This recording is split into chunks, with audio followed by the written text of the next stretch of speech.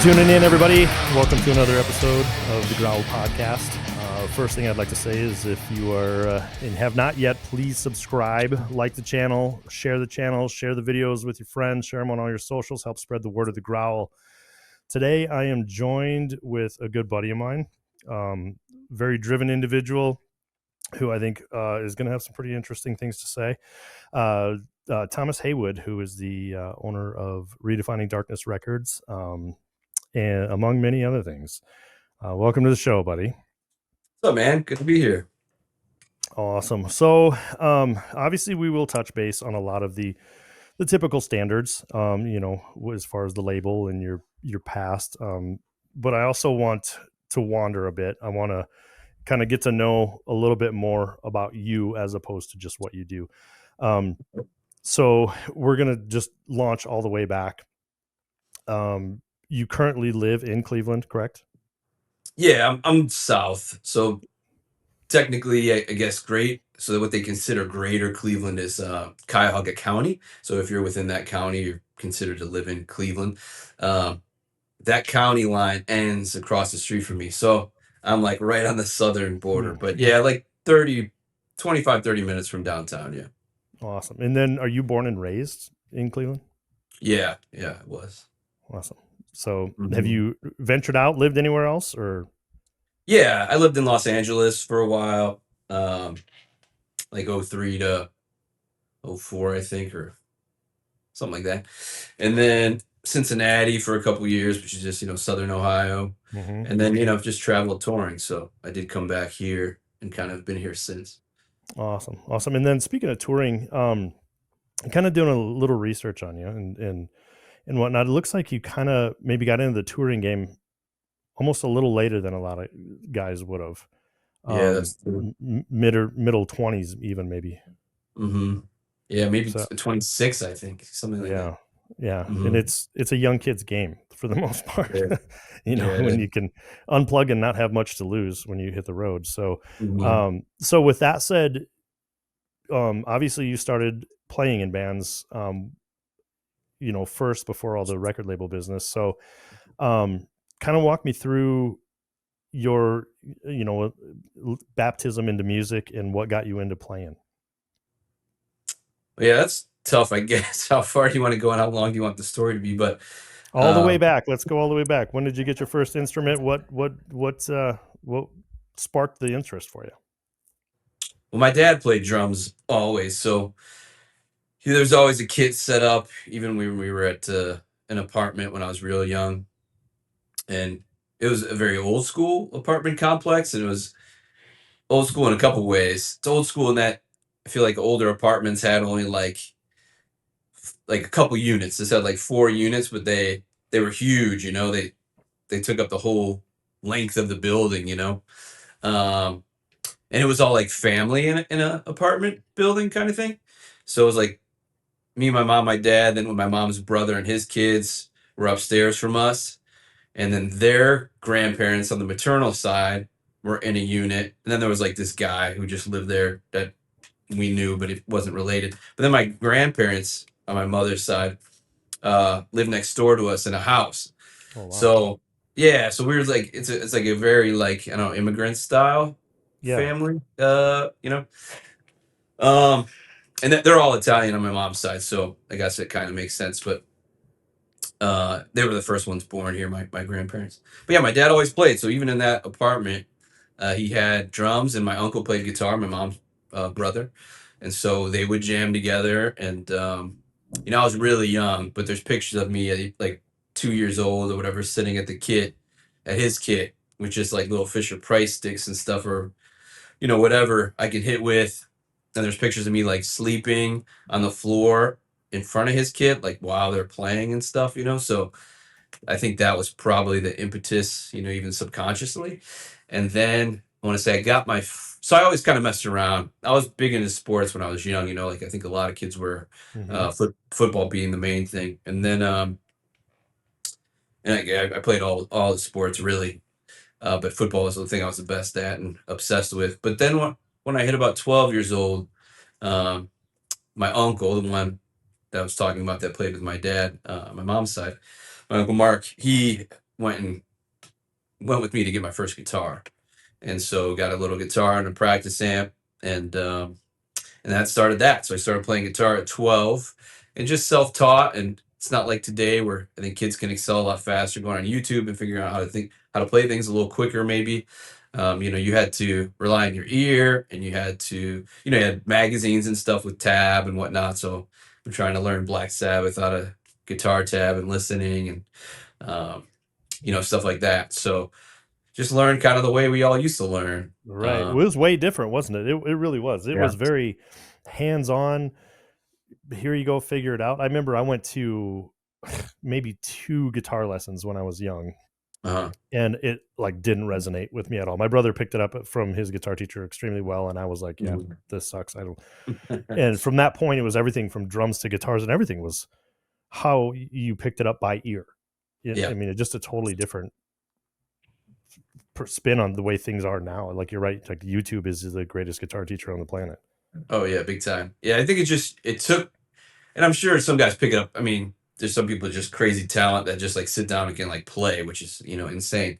But I think a lot of us, just a lot more patience maybe, and it took a little bit more time. If you were to compare, I think how things are now versus then. It wasn't like this instant. I could just look up something and figure it out right now. You had to, either listen and kind of start figuring it out, or like I said, like have a tab book or something like that. So and that wasn't always readily available either. You had to buy a magazine, there's work involved in all these steps, so right. There's things I miss about that, because I feel like you were more, I hate to say more dedicated, but you had to work a little harder, just I completely agree. Be able to sit down with it, right? You had to commit.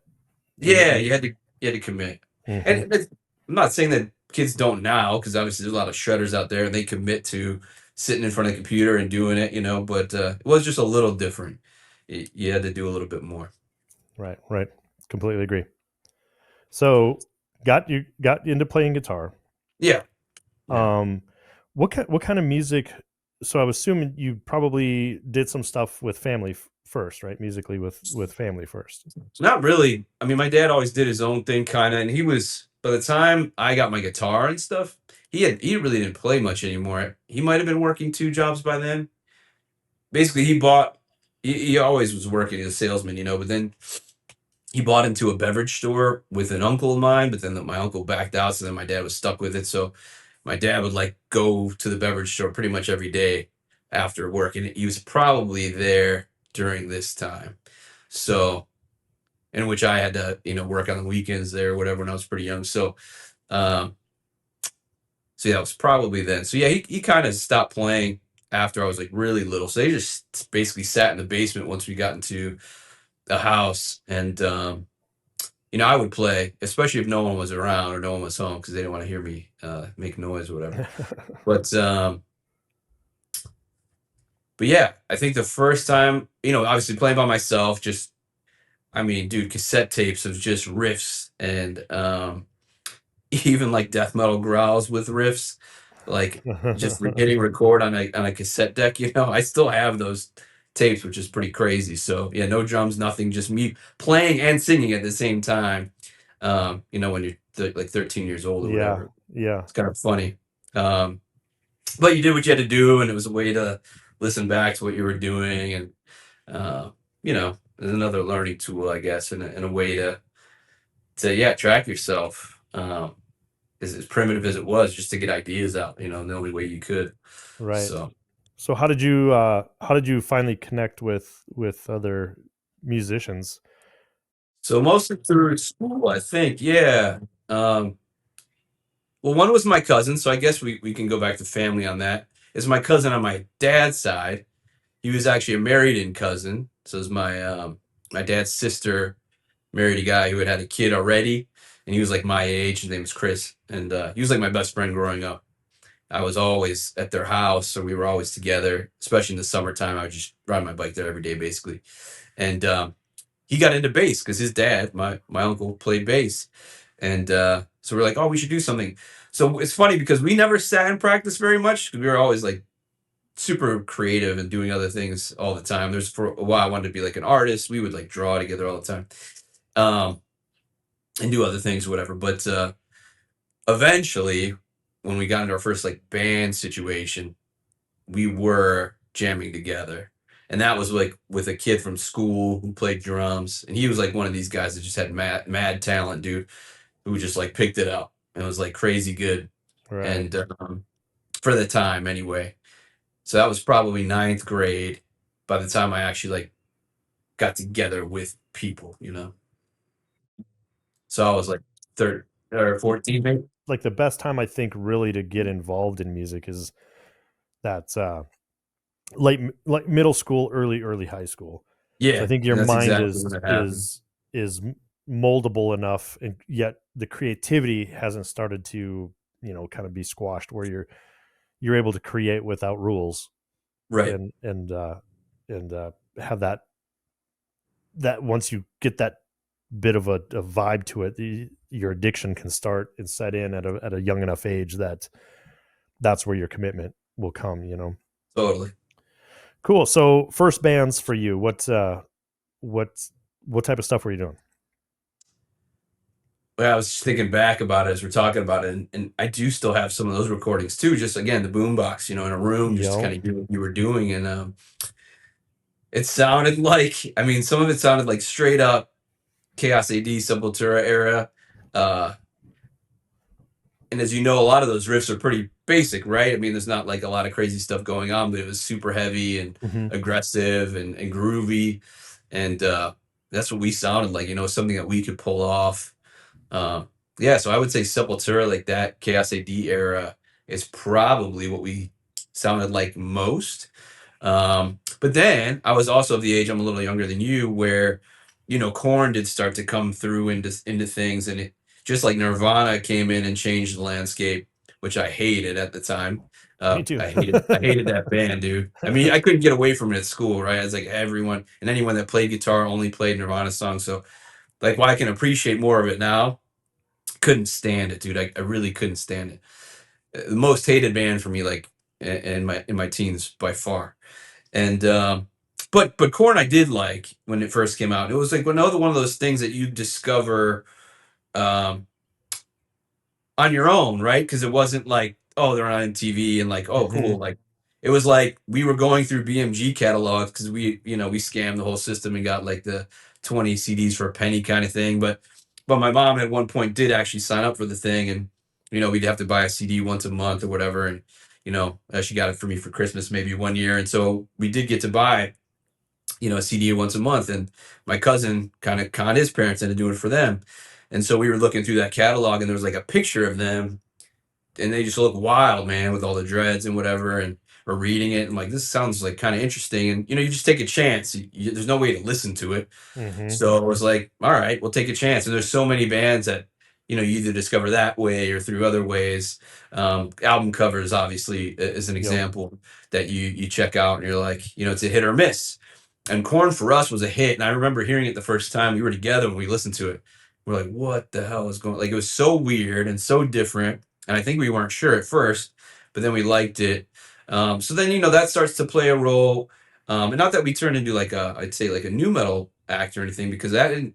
While they may have started it, that really took a couple years to like for everyone to kind of change their sound and like Hmm. follow that formula. Hmm. 'Cause they were pretty unique at the beginning. Um, but I was also super into Mr. Bungle and stuff like that. I liked Mr. Bungle even before we heard hearing Korn and stuff. We had heard Mr. Bungle through our love of Faith No More, which I think Faith No More Angel Dust was the first like compact disc I ever owned, because before that it was all CD or Hmm. cassettes. Actually, I didn't own it; my cousin owned it, so that was the first CD that we had in our collective possession was Angel Dust. So through that, we found Mr. Bungle. We loved it, and then Korn kind of reminded us of that, actually, to be honest. With all the quirkiness out of it, um, we kind of likened them to each other. And if you read interviews and stuff, I know those Korn guys say like they were influenced by Bungle and saw them live and stuff like that. So it makes sense, I guess. But yeah, so then we had this like, as we evolved in this little young ninth grade band, some of that started to come into play, but more like Bungle-esque weird chords and weirdness where I was just like creating sounds basically. Didn't really know what the hell I was doing. So our band was called Clown with a K because of the Korn thing. There you And go. but we sounded more like Sepultura, like meets like a bungle or a corn or something. It's weird. Um, but yeah, very slight influence because we weren't that good of players. Obviously, those bungle guys were real sick, all like jazz guys, and yeah, real primitive. Again, I'll go Sure. back to the Sepultura thing, but no double bass. Even he didn't have a double bass pedal. He could like mimic it, which was really impressive at the time. But yeah, that would have been like those pedals were like probably just starting to even come out. You know what I mean? Most people still had Right. to like, have two kick drums and stuff. So those were probably the first prototypes really being launched on the market. Was around that time. I would imagine, or just before that time. So yeah, we probably talked way too much about that band because it probably lasted like a It's half a funny year, but I how you remember all can those things. when you can look back now and be like, I remember when double pedals didn't exist. Yeah, for real, dude. Like I now remember it's my first one. It was just pretty shitty. yeah, just crazy. I remember like first drum set I had was a Rogers drum set, That's and that nice. was like the old school, like the double leather drive, so I Yeah, mean, like, so it had like a pole retainer on it. The thing was just bonkers, and that drum set was 100 years old, I swear to God. But just like the technological simple advances moving to a chain drive or anything like that. yeah, Like first stuff I had was so primitive yeah. compared. Same, dude. Very similar. Yeah, my dad's So, kit was old. yeah, yeah, Some off-brand. I don't even remember who it was, but yeah, it looked like a Rogers or something though. yeah, yeah. So what do you feel?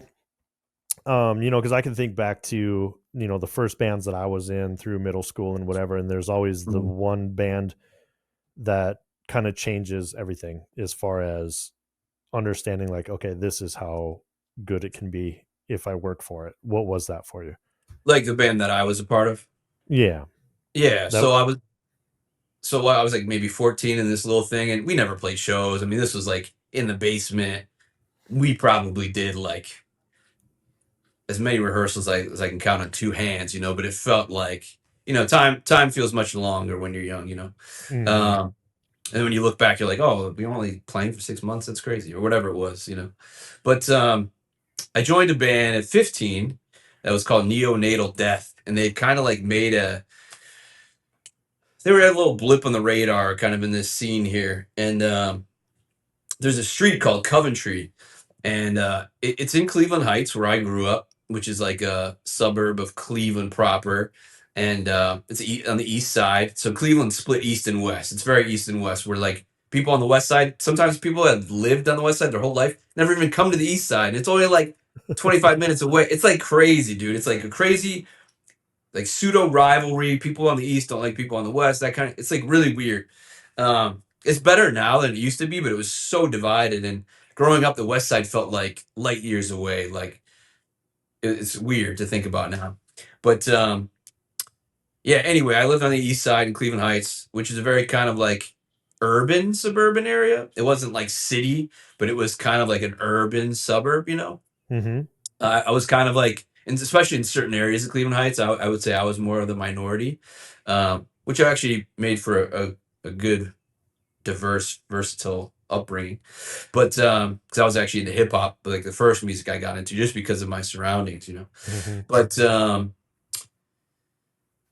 But yeah, so I grew up on that side of town, and there's a street on called Coventry, and if you look it up, it's like historic. I want to say in the 60s and 70s, it was like a hippie like gathering spot. There were like head shops and like all kind of stuff, and that remained, through the era that I was hanging out there, and that was the place to be. Like every weekend, basically, my parents just drop us off on Coventry or whatever, and we would just hang there. And because the scenes were so small back then, because we are like a small city and it was just the east side, it's like everyone hung out together, and it was kind of like it's funny because you look back, it's like we were like very stereotypical looking, like what you would see if you like looked up in a dictionary, like punk rocker, goth kid, like that's what you looked like. But we all hung out together, so we had like the punk rocker kids with the mohawks and the Liberty spikes and that, and then goth kids with trench coats and long hair and sunglasses at night, and it was like we all looked those parts, you know, which was kind of funny. But we all hung out together because the scenes were so small. And the neonatal death practice spot was where everyone hung out, and it was right off Coventry, at this dude's, you know, at the house that he lived in his basement. Now all these dudes were older than me, so I think the oldest being 18 or 19 when I was 15. So they were doing a lot of stuff and into a lot of stuff that like, you know, I kind of grew up a little faster.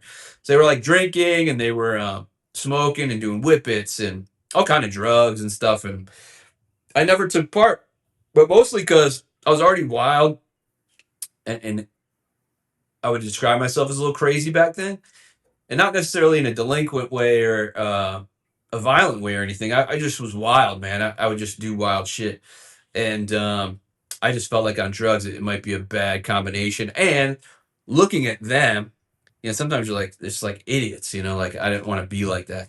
So I never got pulled in by peer pressure to do any of that stuff, which is crazy to think about. Yeah, never It, drank with them, never did any drugs with them, and it was always around, dude. Acid was huge growing up; it was everywhere. Um, yeah, never did anything. yeah, I can totally relate. And Bill's probably going to get a kick out of this here too. But so I started playing with a lot of guys older than me, very, very, very similar to what you were saying. A lot of it was, you know, when I was younger was because there was really no one my age that was either into what I was doing or capable of doing what I wanted to do. Yeah, right. And which then led to the same thing. Like I would get into bands with guys, and then you know they'd go out and take a break, and the next thing I know they're snorting a line or you know whatever. And I I stayed away from drugs for the most part, you know, pretty far away from it for the most part.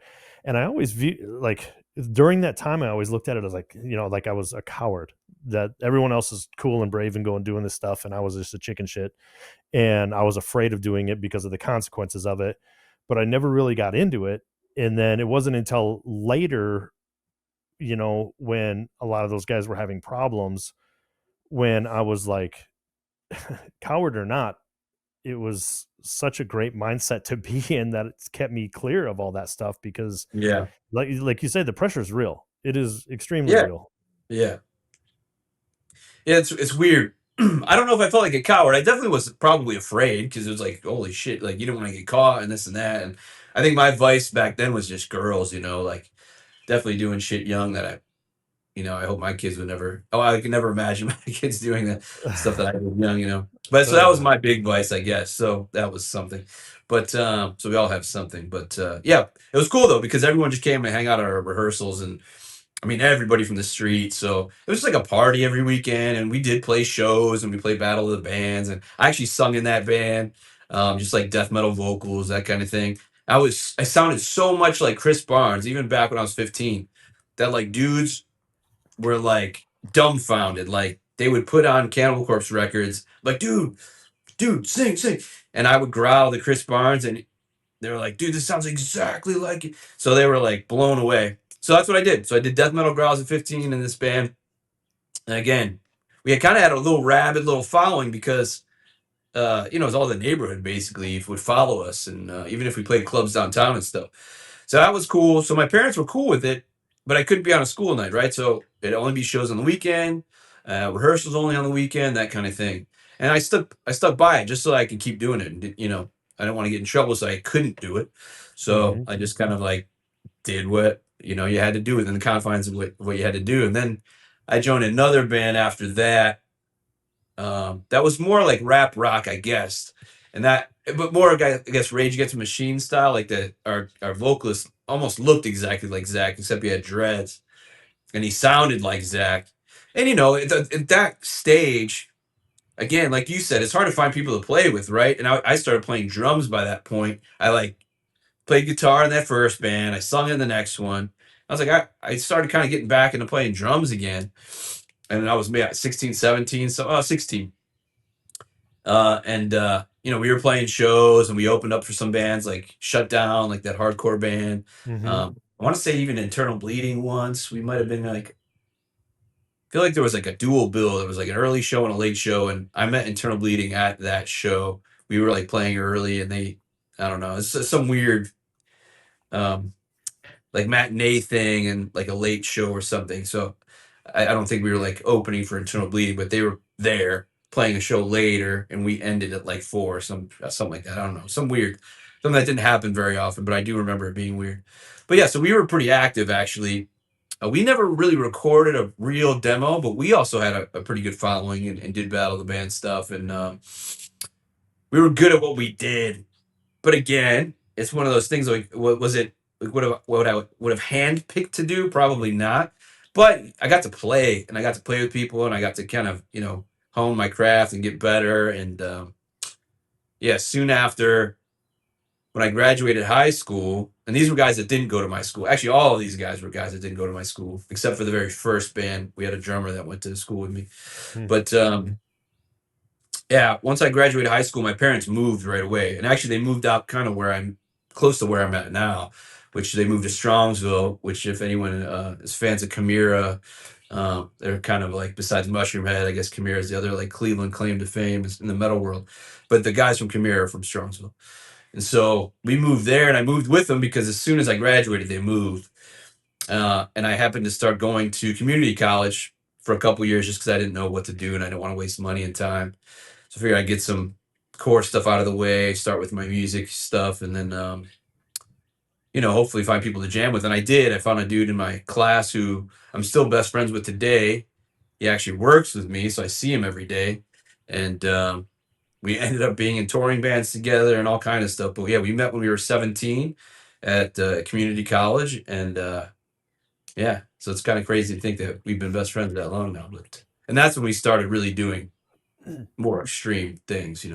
Don't forget to subscribe to the channel. I cannot express how important that is to help push us through the algorithm and get this content to metalheads who want to see it. Subscribe to the channel, share it with your friends, tell them to subscribe to it. I've got some great perks upcoming that you don't want to miss out on. I also set up a member section, which I know can seem goofy as shit, but I have an idea for it to allow those who really want to partake to take advantage of some really cool things. I have some 5x7 autographed cards from each of the guests that are on the show. I have some signature drumsticks that are autographed. I have guitar picks. I have all sorts of cool stuff from these guests that are on the show that they want to share with you guys. And in order to get your hands on those, you need to be a member. Okay. The membership package is like $5 a month. Okay. Every month I'm going to be giving things away. So I have a fair amount from each artist. So it's going to be worth your while. It's not some junk bullcrap just to get your money. You're also going to get a 15% discount on the Growl podcast store for merchandise if you care to get any of that. You're going to start to get advanced viewings of all full episodes several days before the rest of your mortal friends. So check that out if it's something you're interested in. Sign up, become a member, take advantage of these perks because they're pretty killer. What led because there's a pretty big time gap between, I suppose, like, post graduation and you're joining Abigail Williams, because you were probably what, 25 or 26? I think I was 26 or yeah, something like that. Yeah. So how did that come up? Because they were at that time, they would have been Phoenix based, right? Yeah, that's correct. Yeah. So how did that play out? Well, I'll rewind a little bit. I'll give you a little bit of history with my friend Mike, and then because that'll tie in. But okay. So when I met Mike, it's funny because he was into like Pantera and Slipknot and stuff like that, but I was doing death metal at 15, right? So I was into real extreme stuff early, even if I was listening to Korn or something. Like, I was still into like Mortician and like all these other really extreme bands, right? And I kind of found a mentor in this dude named Dwayne Morris when I was going to community college, and I was a fan of his bands. He was like in local bands here, I would say regional bands. And so I was already a fan of his bands from listening to like college radio in the area, and I used to like tape the college radio shows, and that's how I found out about like, all these bands, Cradle of Filth, Mortician, like even these like regional bands at the time. And Dwayne was in Embalmer, kind of in the early version of Embalmer. Okay. And then he was in Mutilation before that. They were called Mutilation, then Embalmer. Then he was in Decrepit, which I was a huge fan of. And then he joined From the Depths when Decrepit fell apart. And From the Depths almost had gotten signed to Candlelight at the time. Candlelight was real small back then. I think they only had a handful of bands. That would have been like 94, 95, something like that. Maybe 96.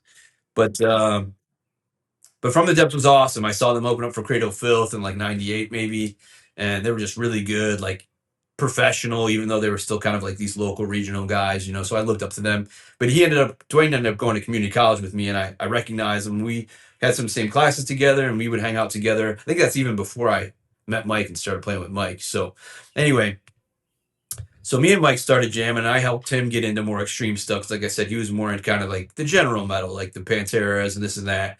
But he was like a shredding guitar player already because he loved like Cacophony and like some of these other bands, these shrapnel things. And I want to say Mike started playing classical guitar when he was like 15 or 16. He actually went to a conservatory through the Cleveland Institute of Music, which if you look up Cleveland Institute of Music, it's actually one of the more renowned music Sure. schools because the Cleveland Orchestra is like one of the top in the world, you know.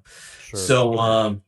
So he was always great, and so he had this classical background where he can sight read and do all this, but he loved Dimebag, and so he could play like Dimebag even then, you know, which was crazy. So he was kind of the best of all worlds, and I had never met a guy as accomplished as him at our age, and so it drove me to get better. And during that time, kind of in that um, Rage Against the Machine type band I was in, I started doing like a few lessons with this local guy, and so I learned some rudiments and that kind of thing. So I was like manic, like obsessed with kind of like getting better, you know, with technique. So I always had a practice pad with me when I went to community college. I would like carry my practice pad with me, my sticks everywhere in my bag, like so I would literally just sit in like a lobby, you know, these hallways, it's this college, and like just play like in the middle of this thing, you know, I didn't care. But anyway, me and Mike started this band. We started jamming together. We started doing like real primitive black metal stuff, which is kind of crazy that he kind of went that way right after, you know, getting him into some extreme music. And then we found another guy going to community college with us named Jay, and the three of us were inseparable. And we were in this. We started a band called Embers to Ashes. So Embers to Ashes ended up playing a ton, and we played with a lot of these bands that I had mentioned earlier, like regional bands kind of in the area. Somnus is one, and they would play like Milwaukee Metal Fest. They were signed to, oh boy, I can't even remember what label anymore, but signed to small labels, kind of indie stuff. And you know, we play shows with these guys, and they're Soulless, who you may have even heard of because they were kind of going around and played Yep.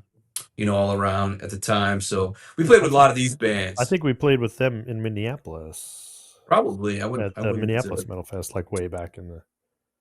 yeah, I So wouldn't be surprised. Very thrash, and you know, yeah. again, super pro sounding and really good. Um, so yeah, we were super serious, and so we were going. You know, I was going to community college. I did that for like 2 years. I got sick of it. Just wanted to focus on the band and like save money. So then I you know got a full time job. Worked for like 2 years while doing the band and just really focusing on the band.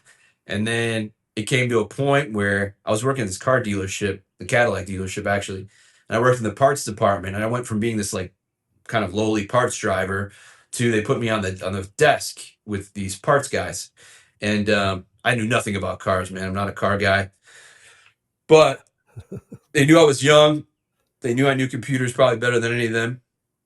Just you know how I grew up, and because obviously it was very new to them, but internet and everything started probably when I was in my sophomore junior year of high school. You know, so I was obviously more apt to being able to learn via computer faster than some of these 40-year-old guys, whatever. So anyway, the boss threw me on the front desk, which was crazy because the other three guys in the parts department were like in their 40s and 50s. And so I'm like, I was making good money, but I was like, I don't want to be like this. Like I'm like 22 years old, and like I'm now in this position with these. This is like their full time. This is how they pay for their living, you know? Right. So I kind of took a look around and like, well, this is cool, but I don't want not to do this for the rest of my life, you know? not So very exciting. no, man. And again, I'm not even a car guy. So there wasn't even like any impetus other than like, cool, I'm making better money and I'm learning something.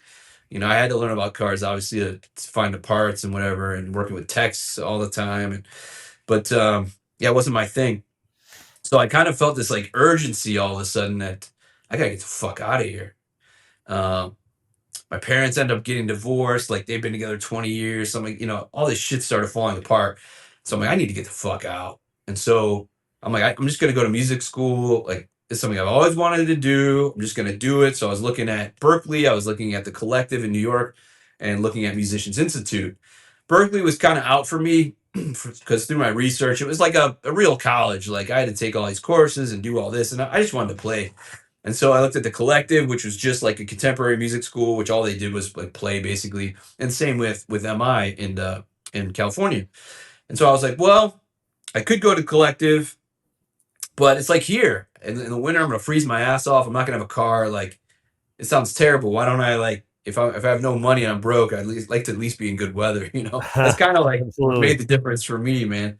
So I applied for MI, got into MI, convinced kind of a friend to do it with me. So we moved out together, and his dad actually helped us. We drove all the way across the country with a van and his car in tow behind the U-Haul. Yeah, and found ourselves in LA. And so went to school at MI with PIT, I guess. And it's interesting because while Berkeley's kind of the music school in the US that everyone knows, Musicians Institute has a location in LA, but then they have one in Japan. And so MI actually world renowned is like more well known. And so while we had a lot of kids from the US there, I would say honestly it was broken up like we were a third from the US. This is like the classes, right? Where the students made up were Mhm. like a third from the U.S., a third from Sweden, and a third from Japan, and then a rest all kind of mixed in Australia, like all these different countries. And so we had a lot of Japanese, a lot of Swedish dudes, and so it was really cool to be around these people. And so anyway, so I went to music school in L.A. And that's when I got real serious, and I was playing I mean, all you did was play, man. It was a trial by fire, and I would practice for 4 hours almost every day in my little cubicle thing in the evening. I ended up moving home afterward because it was kind of like the situation of like I don't want to live in LA and work at McDonald's if I have to survive. I could do that at home, and if I don't get a gig before I leave here, then or before time's up, I'm gonna go back because at least I had those guys at home that I can jam with again and maybe continue. So I did that. So I came back home as soon as I got home, I'm coming back home to where my dad still had the house in Strongsville that we had moved to after high school, and because of the divorce, he had kept the house as long as he could. Dumped his whole 401k into continuing to pay it off, but he couldn't afford it anymore. So as soon as I got home, he's like, "We got to move." I was like, "Ugh." So basically, I'm waiting for my stuff to come from LA to Cleveland, and I'm packing up his shit, to get out. So all my Right. shit went in the garage, packed up. All his shit went in the garage, packed up, and we left. And so I had to find a place to live. And I just got back. I didn't have a job or anything, so I ended up living with my friend Jay, who was playing in Empress Ashes with us in his basement. I finally ended up moving in a little half a house with my cousin Chris, who we grew up, playing together, and he's my Mhm. best friend, that guy. And so then I was just kind of miserable, man. And we were playing again, and there was kind of ups and downs, but it wasn't the same. And we just couldn't find like the right people besides kind of the core of us. And we're getting a little older, and money's obviously starting to become an issue for some of us. And I met a girl, and it was kind of like an impetus for change. I hate to say I moved away for a girl. I kind of did, but it was a much needed change. Like I kind of went from LA, everything exciting and crazy and new and different, and I had a real purpose to come back home to like kind of the same shit, but in not a good way. Things were kind of Mhm. stagnant, and so I got out of there, moved to Cincinnati because this girl was going to University of Cincinnati, and that's when I started auditioning. And so I think I was like 24 maybe, and so when we were living there, she knew my whole focus and goal was just to I worked obviously to make a living, but I just want to find a gig and go. And so I actually, a lot of people don't know this story, but I had auditioned for Diecast in Boston. I don't know if you remember Oh, Diecast. absolutely. Yep. They were on Century Media for a minute, but this was before. I liked I don't remember if it was their first album, but one of their albums was really cool, like metal hardcore crossover. But then they became kind of a metal core band, which Mhm. more of like the ripping off kind of the Swedish stuff, but was singing or whatever. And I don't remember what, what era. I guess they had done their first like popular album. I don't remember the titles, man. I wasn't really. I was like I said, I was a fan of like the very first thing, and then the Yeah, that's second the one I only wasn't thing that I really. know from them is their very, very first. Yeah, it was like Yeah. some metal cover, like it was like looked like steel, and Mm-hmm. their logo was imprinted in like look, it's like a steel stamp. But then after that, yeah, they did something on Century Media. I don't think they were on Century Media on the first one. Yeah, and it was more commercial, I guess. So I think I auditioned after that one, and they had some success with that. And so I drove to Boston with a friend, and I had auditioned, and it went really well. And they had some other people to audition, and they get back to me. And so I kept in touch with them. There was one guy in particular. We'd go back and forth, and it ended up I didn't get the gig. There's some dude from Canada came down, got the gig, So but I you guess auditioned as a drummer then for this band? as a drummer, yeah, Okay. I went to school for music as a drummer. I was really serious now into only playing drums, and so yeah, I was a runner up, I guess, to this other guy, which was okay. It was a good test for me, Mm-hmm. and then I kept auditioning, and then I auditioned for Into Eternity, if you remember that band. I do. Fill me in on that a They were little on bit because that Century band Media really as rings a well. bell. What they were? What? They were on Century Media as well. Yeah. They were like a proggy band with like almost like a like with clean vocals, but almost power metal style. Sure. Uh, Okay. Okay. but prog, the music was actually more like death, like Chuck type Mm-hmm. stuff, like later death. But they had like a singer, almost like Control Denied, I guess, Right. Right. Right. or what that ended up being. Mm-hmm. And I liked them. I didn't like love them, but I liked it more than Diecast, and it was more challenging to play, obviously, and it was more my vibe. And I was playing along with that stuff all the time. I felt really good about it.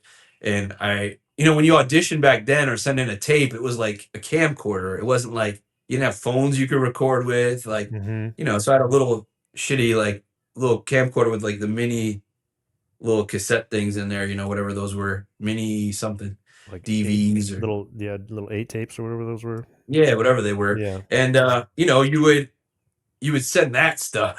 So that takes time, and you have to set up on a tripod and hit record and run behind the thing, and just kind of funny.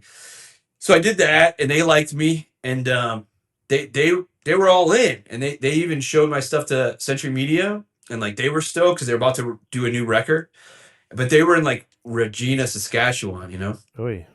and so it's closer to you, but way far from me, and so basically, dude, I took out a loan. My mom co-signed with me.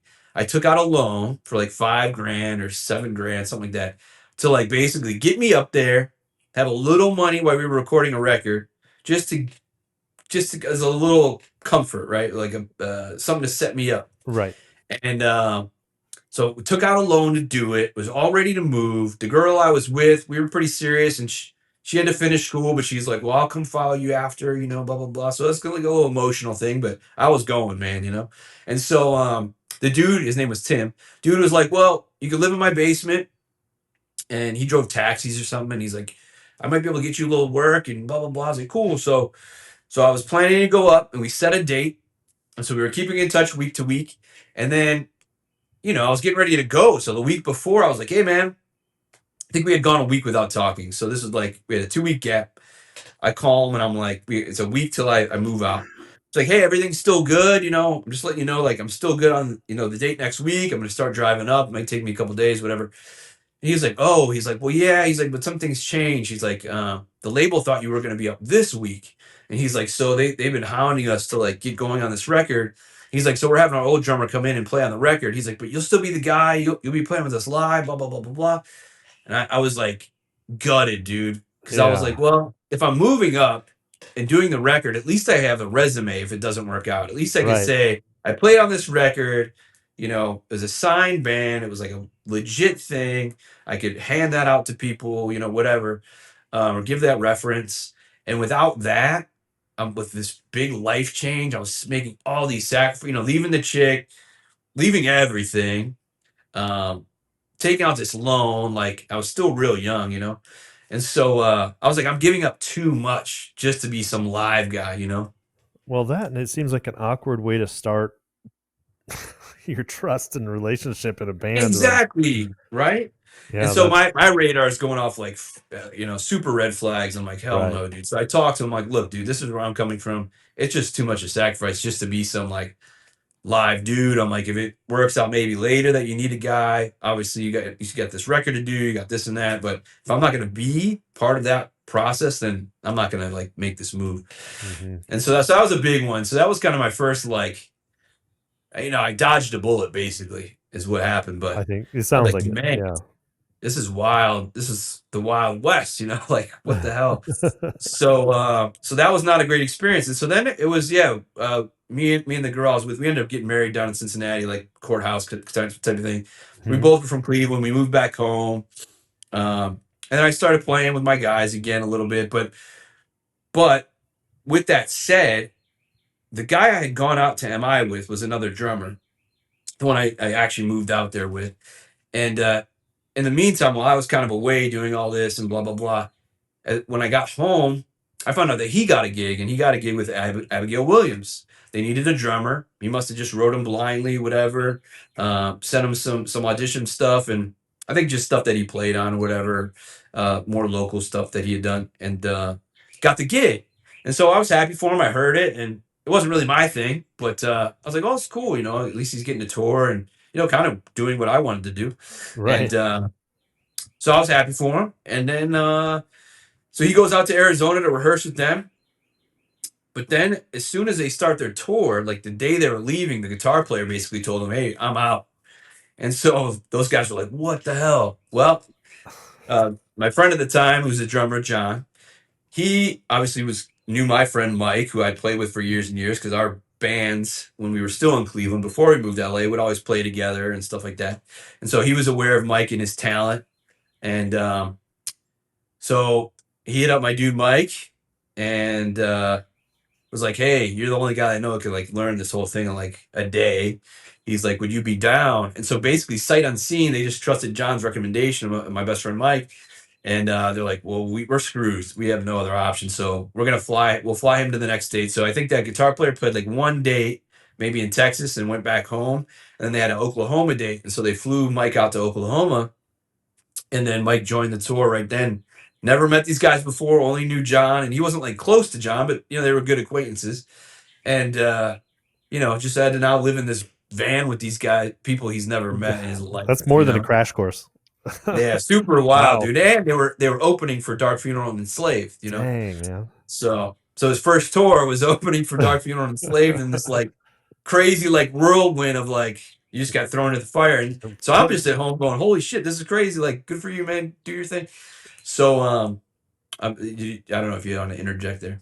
Well, no, I was just saying, like, to play with a bunch of dudes you don't know, with a bunch of music you don't know, for on a stage, of that caliber, which a lot of bands, a lot of people don't ever, even come close to getting to. So that's like being thrown right into the fire. Right into it, man. And my dude Mike is honestly the best musician I've ever been around. I mean, I told you a little of his background, but like Yeah, not only the best guitar player I've ever seen, but just even like musical mind. Like he is a degree in composition, but it goes beyond that, man. He's just you just got to have a memory trap to, dude, so well rounded, man. He could do anything. But anyway, so it worked out obviously, and then they played Cleveland, and so this is where it gets a little interesting. So they played Cleveland, and so Mike was there, so I was happy for him. He was stoked, and we all came out to see him and John, and he kind of pulls me aside and goes, "Hey, dude, like they're about to kick John out. Like he's not cutting it. Like it's not going well." And he's like, "It's really awkward. Like he got me into this. I don't know what to do. Like blah blah." I'm like, "Oh man." And so what they had done was, so Zach Gibson, who you guys may be familiar with, he played drums in Black Dahlia Murder. yep, yep, And then he played with Abigail for a little bit for their first EP, and later on Phobia and a bunch of different bands. But Zach's from Detroit, so it's only about a 2-hour drive to Cleveland. So they asked Zach if he'd finish the tour, kind of privately, I guess. So Zach drove down from Detroit to Cleveland, and was basically they were going to leave John at home and just take Zach out for the rest, which is pretty wild, right? So so that was awkward, and I knew about it, and just had to like watch the show, and it was real weird, and congratulate John and not say anything, and real bizarre. But he was, he was stoked, obviously, 'cause he's doing what he wants to do, and real awkward, man. I'm sure really awkward for Mike because John got him in. And so anyway, so the band finishes the tour. They break up after that tour. So if anyone knows Abigail Williams, there's a girl in the band, Ashley. Her and Ken had dated at one point. They were kind of off and on, whatever. That whole situation was a nightmare, right? And so that kind of broke the band up. But Ken and Abigail Williams is basically Ken's band. Yeah. Ken Sorcerer on it, for those who know. And he was in Phoenix, but he enjoyed playing with Mike so much, and Mike was such a talent that they kept in touch and they kept writing.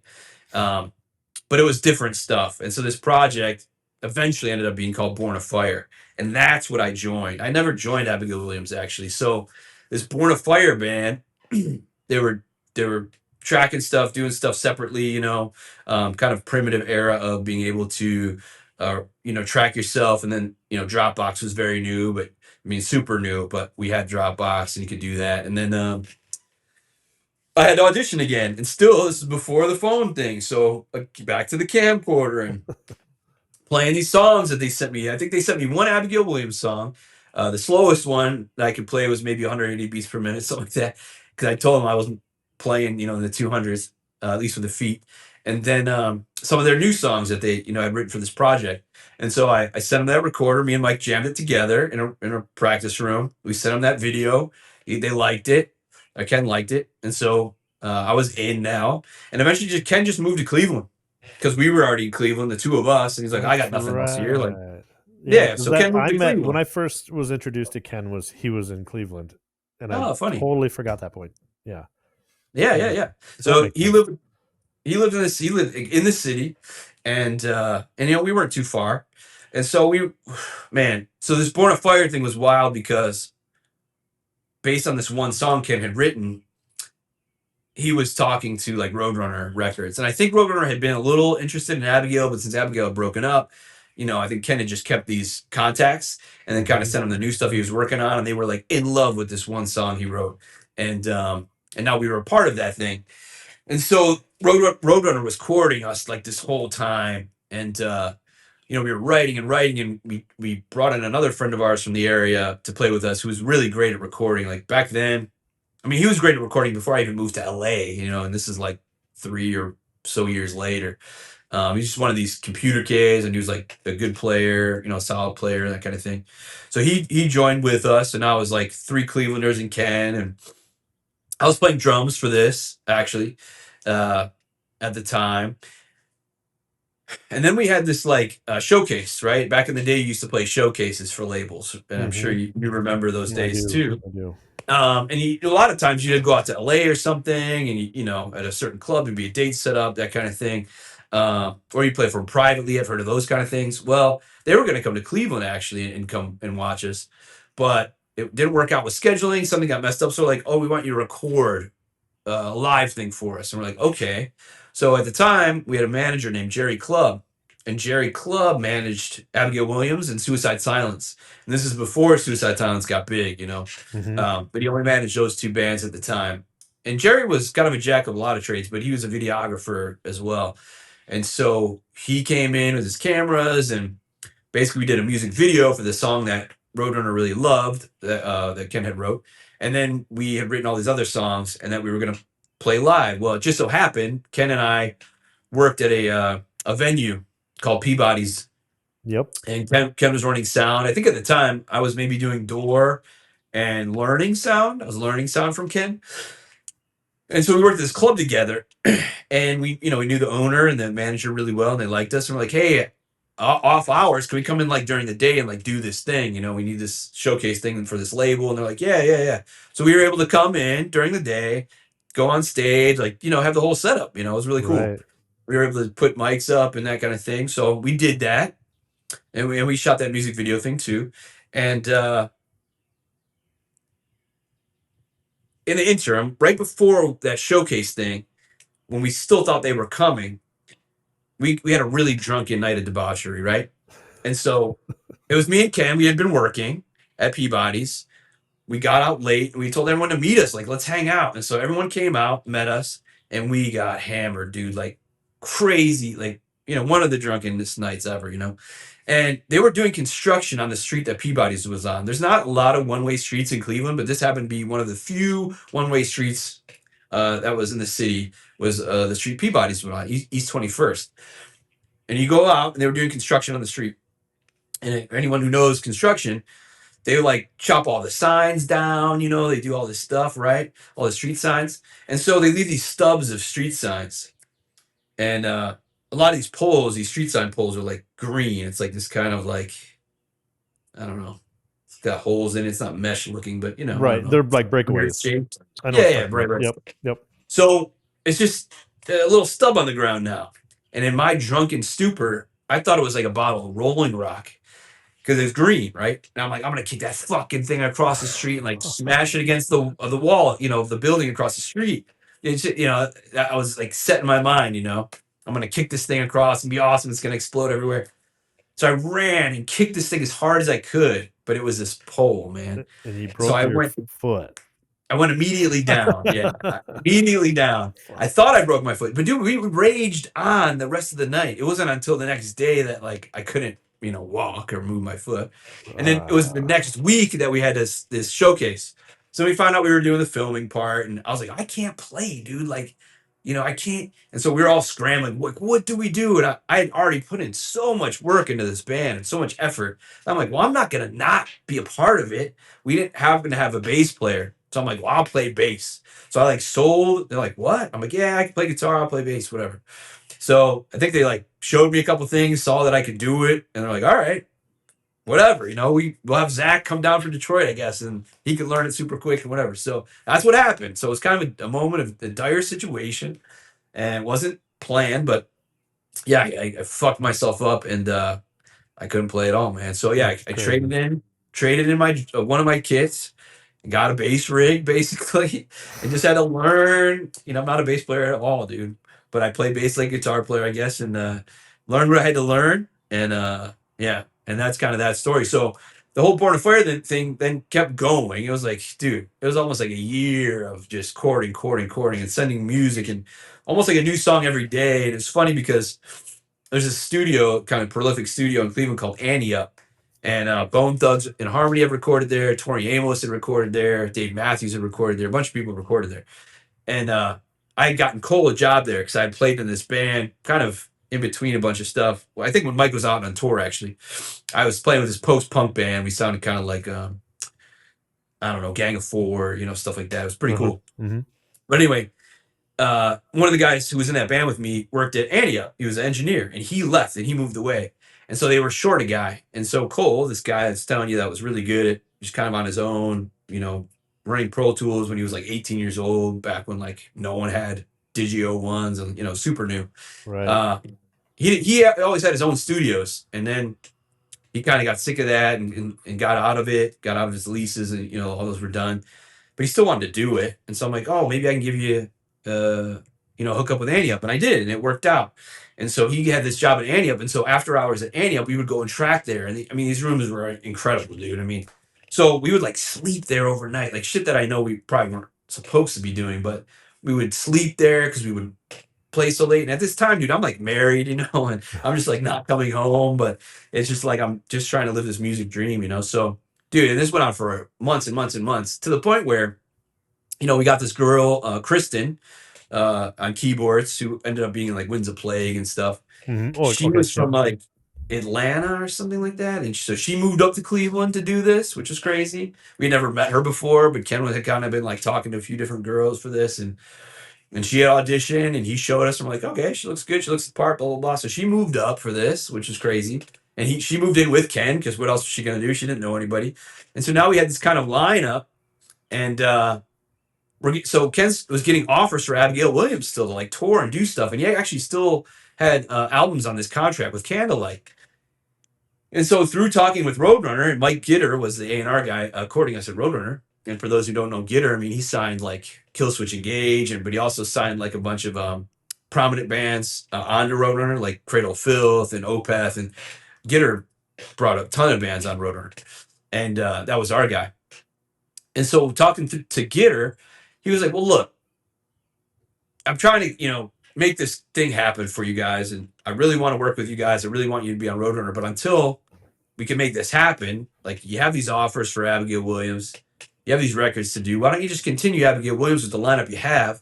And that way, when you're on the road, you can see if this even works. He's like, I can't tell you how many times people that aren't road tested will go out and they're like break up because they hate each other or they just can't work together on the road or, whatever. It's He's a like, so true this would be test. Yeah. right. So he's like, this will be a good test. So he was like encouraging us to go out and do these Abigail Williams things. And so again, I had never been a part of Abigail Williams, but it was just due to the situation that we found ourselves in that we had these opportunities. And so we got an opportunity to, or Ken got the offer to open up for Vader and Love and Creation. It was actually a Death by Decibels tour. It might have been one of the first ones that Decibel put together. Okay. Yeah. And so that was my first tour ever, man. And because I was already playing bass in Born of Fire, I just kept playing bass. And I couldn't play the Abigail stuff anyway. Like some of my stuff was like 220, 230, whatever. Yeah. It was beyond me. And so that all kind of worked out. So it was weird how that all worked out because I wouldn't have been able to hang on drums if we would have went back to having to do that anyway. But yeah, Zach was with us and I just stayed on bass. And so we went out, my first tour with Love and Creation, Vader, Cattle to Cap. And then there was some like up and comers. It was like us and Veil Amaya, who ended up being a big band for Sumerian and kind of like a techie. I wouldn't say they're really not a gent band, but they're, I guess, more in line with those bands. But they don't sound anything like that. I don't know. They're real weird techie. And then Like the City, who's kind of this up and coming Bay Area like melodic metal band, I guess. I don't know. And so so it's a big package. And we toured the whole U.S. And that was a crazy experience for the first time. And in the winter, mind you, it was like December or something or January. Yeah, it was in the New Year, so it must have been like January, February, something like that. But maybe March, I don't remember. But it was cold, man. It was fucking cold. So anyway, so we just did Abigail out of like waiting for Roadrunner, and then Ken had these albums to do. So then we did in the Shadow of a Thousand Suns, which was the first Abigail Williams LP. I wrote some stuff on it, and we wrote it in Cleveland. And Zach didn't want to be a part of it anymore. He's just had life stuff going on. So for the album, we got like Trim from Emperor to be on it. We'd actually asked Barker and a bunch of other people, and Barker was into doing it. I think the timeline didn't line up. So then Trim from Emperor ended up doing it, which is like insane to say. And then we found Samus, who everyone knows Samus from his drum channel now. Yep. But Samus was an unknown at the time. And Gitter recommended Samus to us because, like, Roadrunner was courting us in Born of Fire, which was the name of the band, that I've been talking about. Born of Fire. I don't know if I mentioned that. They had another young band that they were onboarding called Mutiny, and it ended up changing their name to Mutiny Within because there was another Mutiny or something. And though the kids were from New Jersey, they were all super young and just really good players, and Samus was in that band. And so I guess Mutiny got rid of Sam, and Gitter was like, this drummer is like great, and he's like ready to go. He's like 18 or something, and so we're like, well, we'll get Sam. And so we went out and met him, and he had sent in videos to us, obviously, and we're like, wow, this kid's really good. And hired Sam basically. So Sam actually got to play on a few tracks, maybe one or two, something like that. So he was able to play on a few tracks. We did most of the recording here, tracking it ourselves, and then we did some stuff in New York City, like at Legacy. I think it was Legacy Studios. It's like in Times Square, like above, like, I don't know if it was like Letterman or something. I don't know, man. It was wild though. But we went up to the studio. I did backing vocals on there, and we did it, like in Times Square, which is really crazy. So so that was kind of the whirlwind. So I was in Abigail Williams. I'm in Born of Fire. We're kind of playing both sides of the fence to see, like, well, if one doesn't work out, maybe the other one will work out. Right. So this is like an insanely long answer to your question, but I think it helped us get to this point because there's no really easy way to give this story. To be like, oh yeah, I was in Abigail Williams and we did this. It was like I was never actually supposed to be in that band. It just ended up working out that way. But eventually, in 2008, we signed a contract with Roadrunner. I still have it. And signed it on the dotted line. And it's funny, we had the same lawyer as Kamira, who are from here. And so we kind of knew those guys a little bit. I had befriended a couple of those guys. Mike had gone to high school with a couple of the guys. And it's funny because when we were in New Jersey being courted by, we were in New York City, but we came to Jersey to spend time with Gitter, and Gitter had a home there. And so we got to see his house and his collection and all this stuff. And, he took us out to dinner, was doing the whole thing, right? We went out to a show at the Starland Ballroom, I think, which is in Jersey. And that's Kamira was playing that night. I don't remember who they were on tour with at the time. So we saw the Chimera guys and get her, saying hey to them. We were saying hey to them, like, oh, what are you doing here? Blah, blah, blah. We explained the whole thing. And they're like, we're getting off Roadrunner. Like, don't sign to Roadrunner. They're like just about to part ways with Roadrunner. And we're like, oh shit. Uh, and we had the same lawyer anyway. And the lawyer, Ian Freeman, it was an awesome guy. He's passed away, actually, sadly, young age. But Ian told us not to sign too, because at that time, I don't know if you remember, but 2008, 2007, 2008, 2009 was like the decline of the music industry, man. Like, Yeah. LimeWire, had done some damage, and the Napster thing kind of, I think it happened a little earlier, but the repercussions of all that was happening, and like things were leaking all over, and labels didn't know what to do and didn't know how they were going to make money with all this digital not streaming yet, but digital downloading and stuff like that, right? So they had no idea what to do, and labels were scrambling, and people thought it was going to be the end of the music industry, and so labels wanted any way to make money, so they came up with these 360 deals, which are like the worst fucking deals ever. And I think a lot of people have heard of them now, but back then they were brand new. And basically 360 means like, yeah, like they get a piece of everything. So whereas mostly bands would make money on the road and doing the live thing, now they wanted a piece of that, where before labels never like dipped their fingers in that. You would owe money obviously to your booking agent. He would take a percent. Sometimes clubs would take percentage of your merch sales, the bigger clubs or whatever, but that was it. And then you kept all that money for the band, but now the labels wanted a piece of that action because they were so worried about, we need to make our money back, we need to, they need to keep growing and sustain themselves. So they were desperate. And so when we were desperate, because to be honest, we had no other option. It was like continue with Abigail Williams, shop Born of Fire around to someone else. But Roadrunner was like the biggest thing going, man. It was like a dream to be on Roadrunner. All my favorite bands growing up were on Roadrunner. Now Roadrunner had changed because they had like now Slipknot and Nickelback and stuff like that. But it was like they were bigger than ever. And we're like, well, what do we do? Like, we're kind of between a rock and a hard place. So you just go with it. And we still had Abigail kind of on a back burner, right? We're like, well, if something happens, maybe we still have this or whatever. So we did sign. And about 3 or 4 months into signing, and we started doing photo shoots and stuff, we're still writing for the record and submitting stuff and, blah, blah, blah. But somewhere in there, when they were forecasting budget, I think it was in March or something, when we first started hearing this stuff, they're like, well, we don't have it in budget to get your record out next year, because we were already like forecasting a year ahead, right? And they're like, so we actually wouldn't be able to put out your album for 2 years. And so we were going to have to basically sit for two. Now, so we still had to write the record and finish it, whatever, but we would have to wait 2 years afterward to get that out. And so we're like, well, what the fuck do we do? Like, and basically they were like, well, look, we could wait 2 years to put it out, or we'll just release you and give you like 25 grand. And so we're like, well, like, what? We do have Abigail Williams still, and that's going well. At the time, I think after that first record had come out, Abigail Williams was Cadillac Records' top selling digital band, and it was only downloads at the time. But we beat out Emperor, like everybody, right?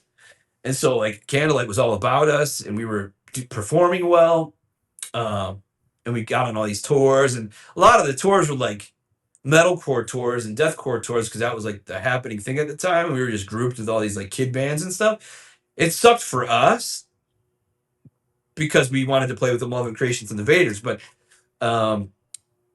it was good exposure because there's all these young kids now getting into us, and we were by far the most extreme thing. We didn't fit with those bands at all.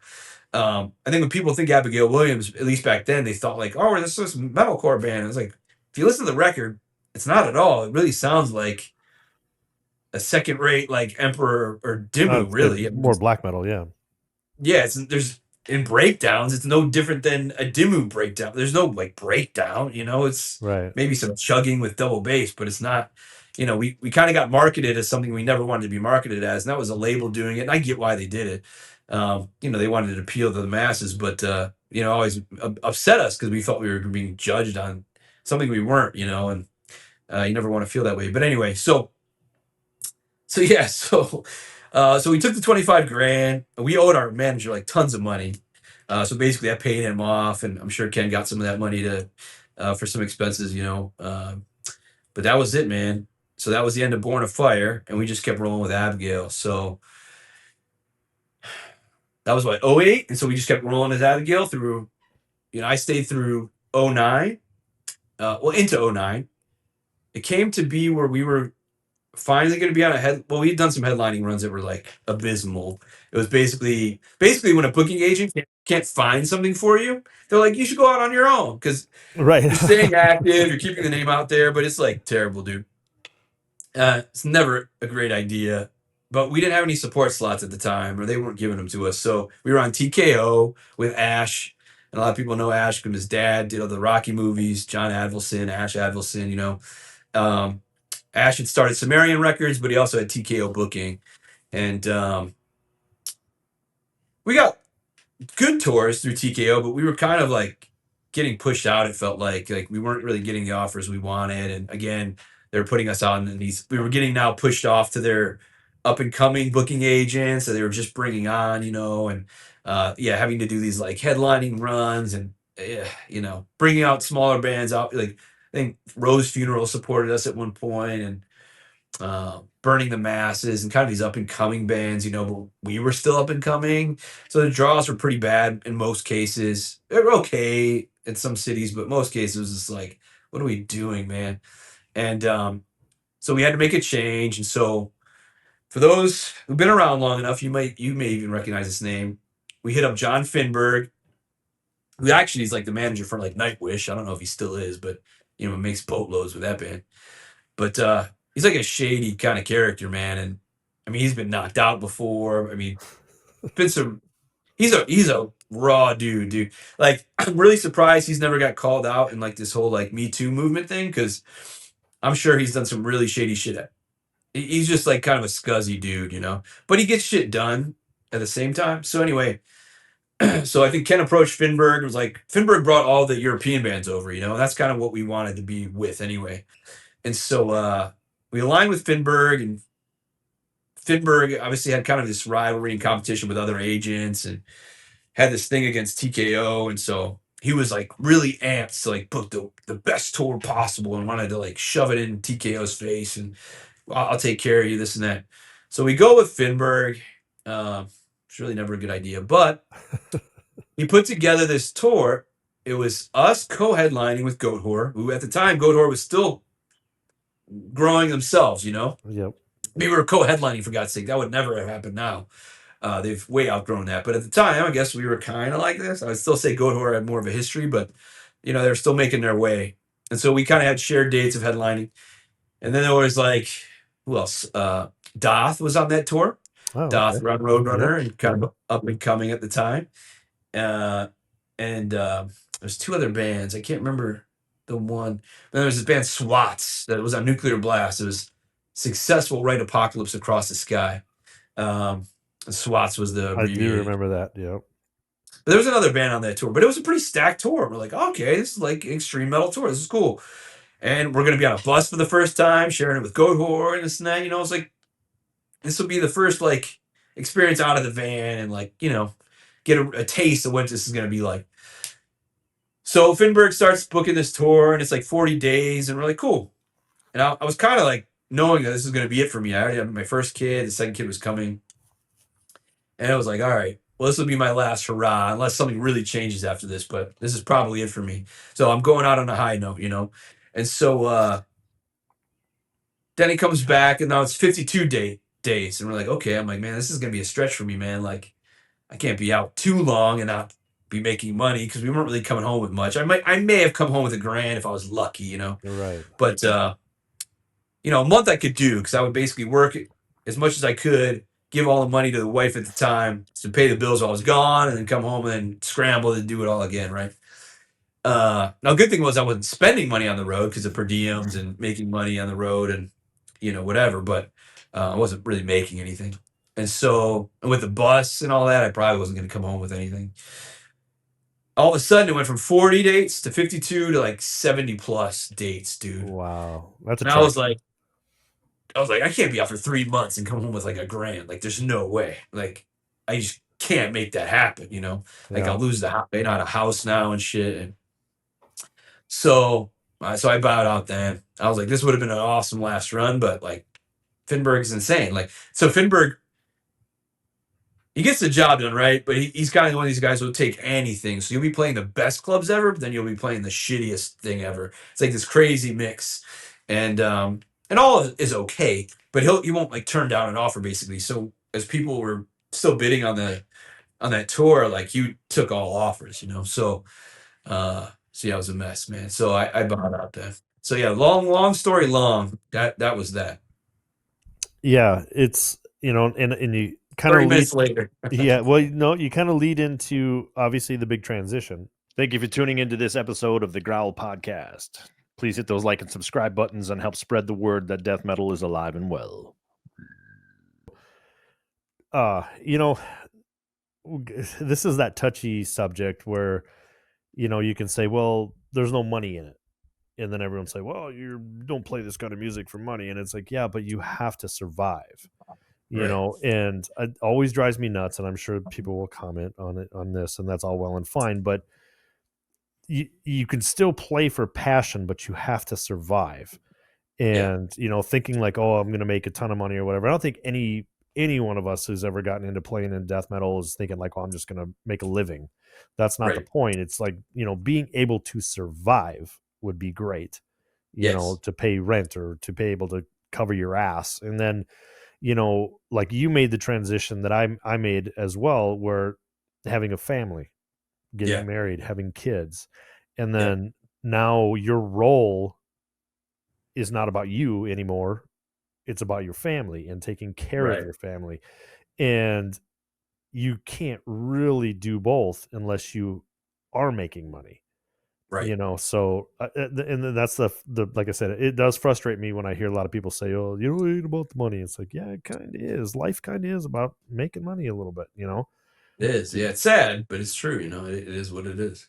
Yeah, so totally understand that transition. Like I said, that's was my big pull away from traveling and stuff too. Is once I got married, now I had an obligation to somebody else besides myself. And then you know 16 years ago, well, it'd be 17 years ago now, when children become into play, Right. everything else took a backseat for me, Right. and it was about raising children. And when I did that, it was trying to figure out, okay, well, how can I still be involved? How can I still, apply my skill set and use my creativity and keep myself sane, because it's all I've done since I was 9 years old. How do I still be involved? And I would imagine that's what led you to your next venture. Yeah.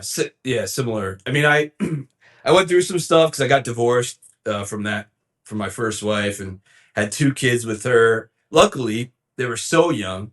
My the first one was born in like August. So I missed a tour of Europe with Abigail because my first one was being born. So actually, I never got to tour Europe, unfortunately. But it was a good reason to stay home, right? So stayed home for the first birth of my first dog, first kid, and then we went on tour. So she was born August. Then we went back on tour in like September sometime. So I think I was like home for a month with the newborn with my wife, and then left, for another Mm. month and a half or something right away. As a newborn, and then I'd be home a couple of months, and I went out again, and so we had a kid, and she got pregnant again somewhere in the midst of that, but um, luckily, yeah, my kid was like just about to turn 2 maybe or something, and we were about to have another one. So we broke up when she was pregnant with the other one. Unfortunately, it happened that way, but it happened that way. And but I had to get my life together, man. And so, especially now being on my own, and now I have these kids, and I taught music, so I was always teaching. I taught percussion at a little conservatory, and I started a school of rock. Basically, it wasn't. I saw what School of Rock was doing, and I'd heard feedback from kids. That was things they liked, things they didn't like. And I actually did this camp that was a national camp called Camp Jam. They would come into different cities and like do 2 weeks in each city, kind of thing. And so I worked for them. And so I took things that I liked about each of those and things I didn't like, and started my own rock school through this conservatory. So I did that, and um, I was going back to school. I was going for like exercise science kinesiology and turning that into like physical therapy assistant program, and just something that I was still into. I was into working out and exercise. I was always into that kind of thing too. And so, uh, yeah, I was trying to find, again, like you said, other ways to maybe still do some music, but also find another passion of mine that I can maybe make a living at, and maybe keep music as kind of like a side thing or whatever. So I kind of went through this whole like discovering myself, and it came to a point where the program I was doing at this college, basically you have to take all these core things, and then once that core thing was over, you had to like wait to get into this program. Like, okay, you submit all your core material now. You can start at this time when there's only so many spots available, I guess, kind of thing. Mm-hmm. And so I had to wait. And once I had to wait, I had been working at, like I told you, I was working sound at this club and doing this. And I kind of had started getting away from that a little bit, just kept the teaching thing. And I started working for this restaurant that was really big here at the time called Melt. And they were all over Food Network and all over everywhere. They kind of made waves all over the food industry across the nation. And I kind of got in ground level with those guys, and it was fun and different. I'd not been in hospitality before. So I was teaching and doing that and going to school. And then when school was kind of like, well, now you got to wait to get into your program classes or whatever, I told Melt, like, just do what you want with me. I have to wait for school anyway. And so they put me into management, and kind of, I stopped teaching. I'd been teaching for 8 years. I would teach like when I was not on the road and that kind of thing. And so then I got into the restaurant industry. Yeah. So then things changed, man. I kind of went that way, and then got into working for breweries and working for distilleries. And we kind of talked about those things. So we were kind of in a similar boat at one point. So I kind of got away from music for a little while, just to like catch my breath and kind of detoxify, right? Because Sure. there's toxic things that happen, the divorce and like finding myself. And actually, the cool thing was, with the kids being so little, my ex was working a regular 9 to 5, right? And my gigs were, still working at the club and teaching, and all those were like afternoons and evenings, and mostly weekend, especially for the club. And even when I started working at the restaurant, it was mostly weekend with the big hours. So I had my kids all day, all the time in the week, so I could spend so much time with them. I was the parent taking them to like the library for like the reading shit, and you know what I mean, like Right. story time. So I got to like really spend some quality time with them when they were super young, I mean, babies basically. So that was pretty invaluable. I'm glad I got that, Mm-hmm. But yeah, so then, yeah, you got to figure your life out and figure out things. So it wasn't until I kind of got more stability that like I got back into music again. When I was unstable, I kind of like pushed it out. Actually, I felt like it was like, not that music's toxic, but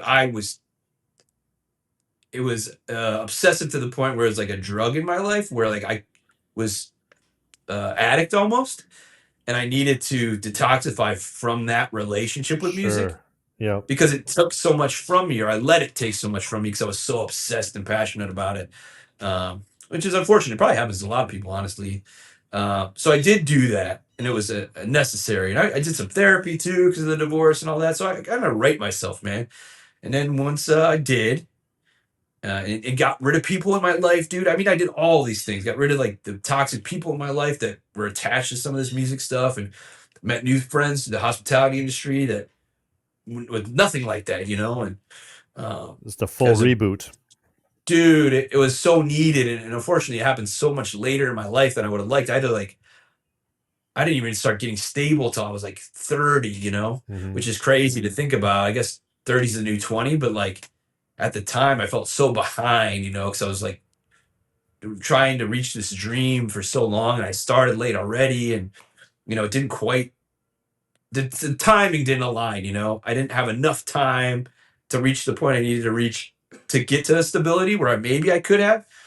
But I felt like my time had run dry just based on my life decisions and stuff. So it was what it was. So then you're talking about, yeah, the label stuff, and that didn't happen until 2015.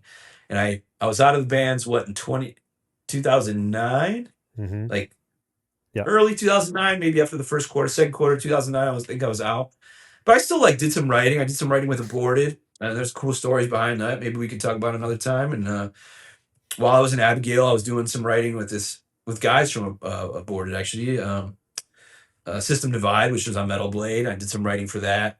It ended up that when I was out with Abigail, System Divide actually started getting serious and wanted to to some dates and had some deadlines and stuff, so I couldn't stay in System Divide because of Abigail responsibilities at the time. But they continued on too, so that was cool that I got to be a part of a couple of those different things. Sure. Yeah. I got asked to tour with Aborted too and stuff, but I wish I could have been like, yeah, I'll do it, But at that time, I was just starting that whole transition of like, I gotta get, I gotta really move away from this. Like, these little offers and stuff like pulls you back in. You're like, oh my god, like a year ago I would have jumped at this, and now I'm like, Right.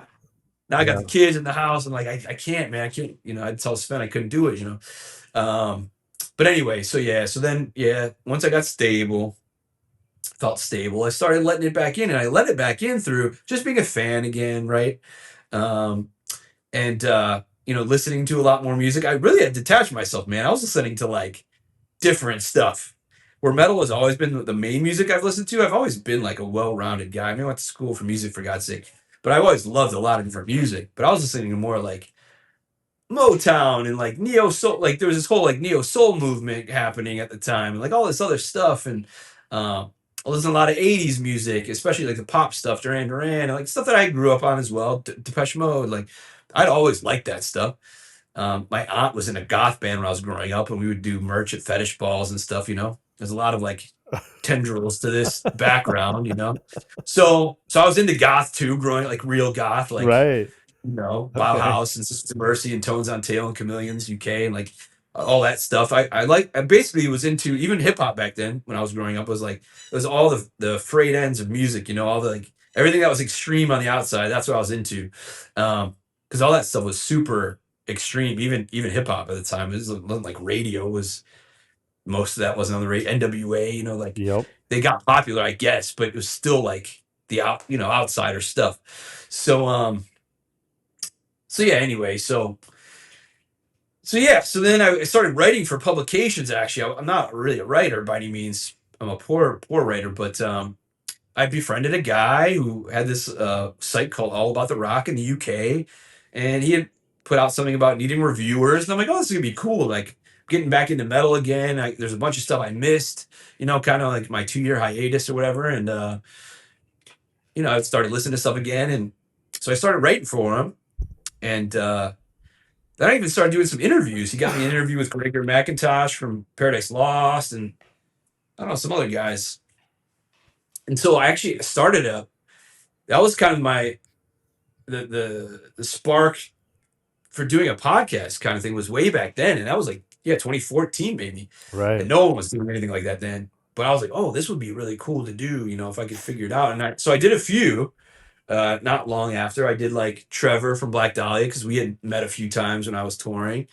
And so he did one with me, and James Murphy I had known because Abigail had recorded with James. I stayed at James Murphy's house, and James made dinner for me, and like all kind of stuff that when I was a kid I would never imagine I'd be. Right. He was my favorite guitar player growing up. Like he was Dude, the guy. that's the best part about So being involved in music right, is like, especially like our era. So we're almost like second wavers. yeah, So, coming in, you have those idols, you have those influences.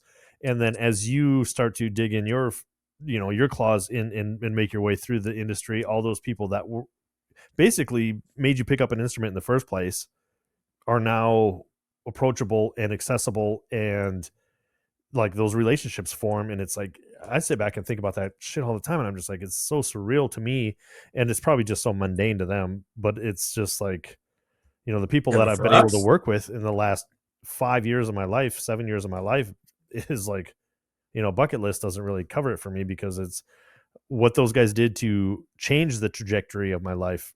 It can't even be put into words. exactly, totally agree. We have a lot of the same feeling, and we know a lot of the same guys. Yeah, yeah. But yeah, it's crazy, dude. So that's kind of what started me getting back into it. And then I found myself like, I saw a bunch of friends in the industry.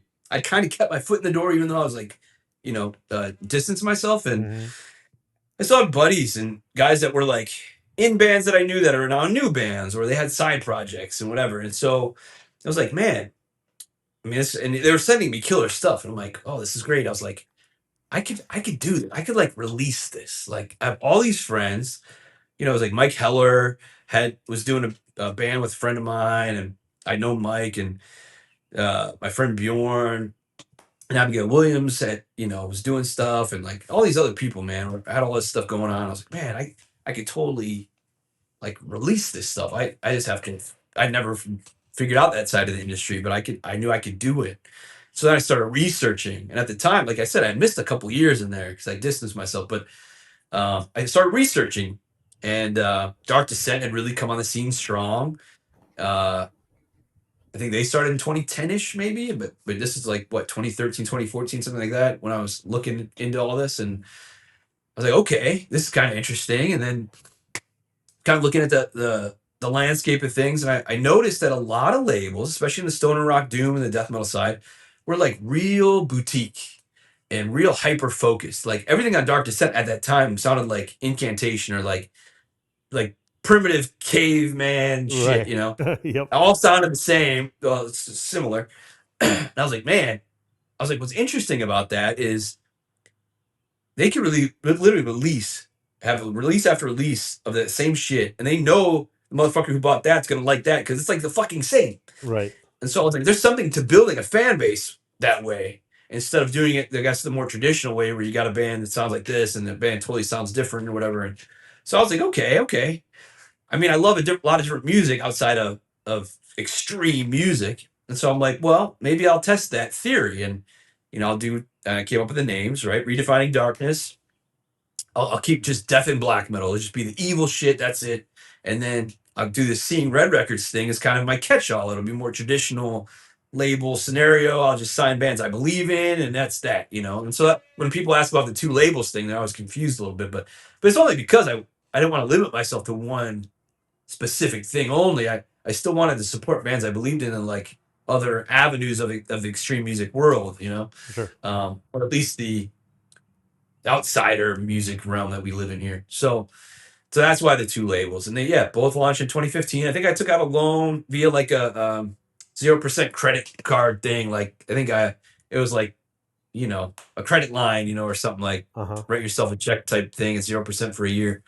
So I think I took out 5 or 7 grand, something like that. So that got like the websites going and like artwork for my logos and like all those things, all the setup stuff, and my first release maybe and all that. And I paid it back within the first year and never looked back. And I never had to invest my own money ever. Wow. Which Good was for you. the goal. Other than that first loan Yep. that paid itself back in the time allotted as a no interest. It all funded itself from then on. That's And I awesome. think part of that was because I didn't take money for a long time. It funded itself. I always had cash flow.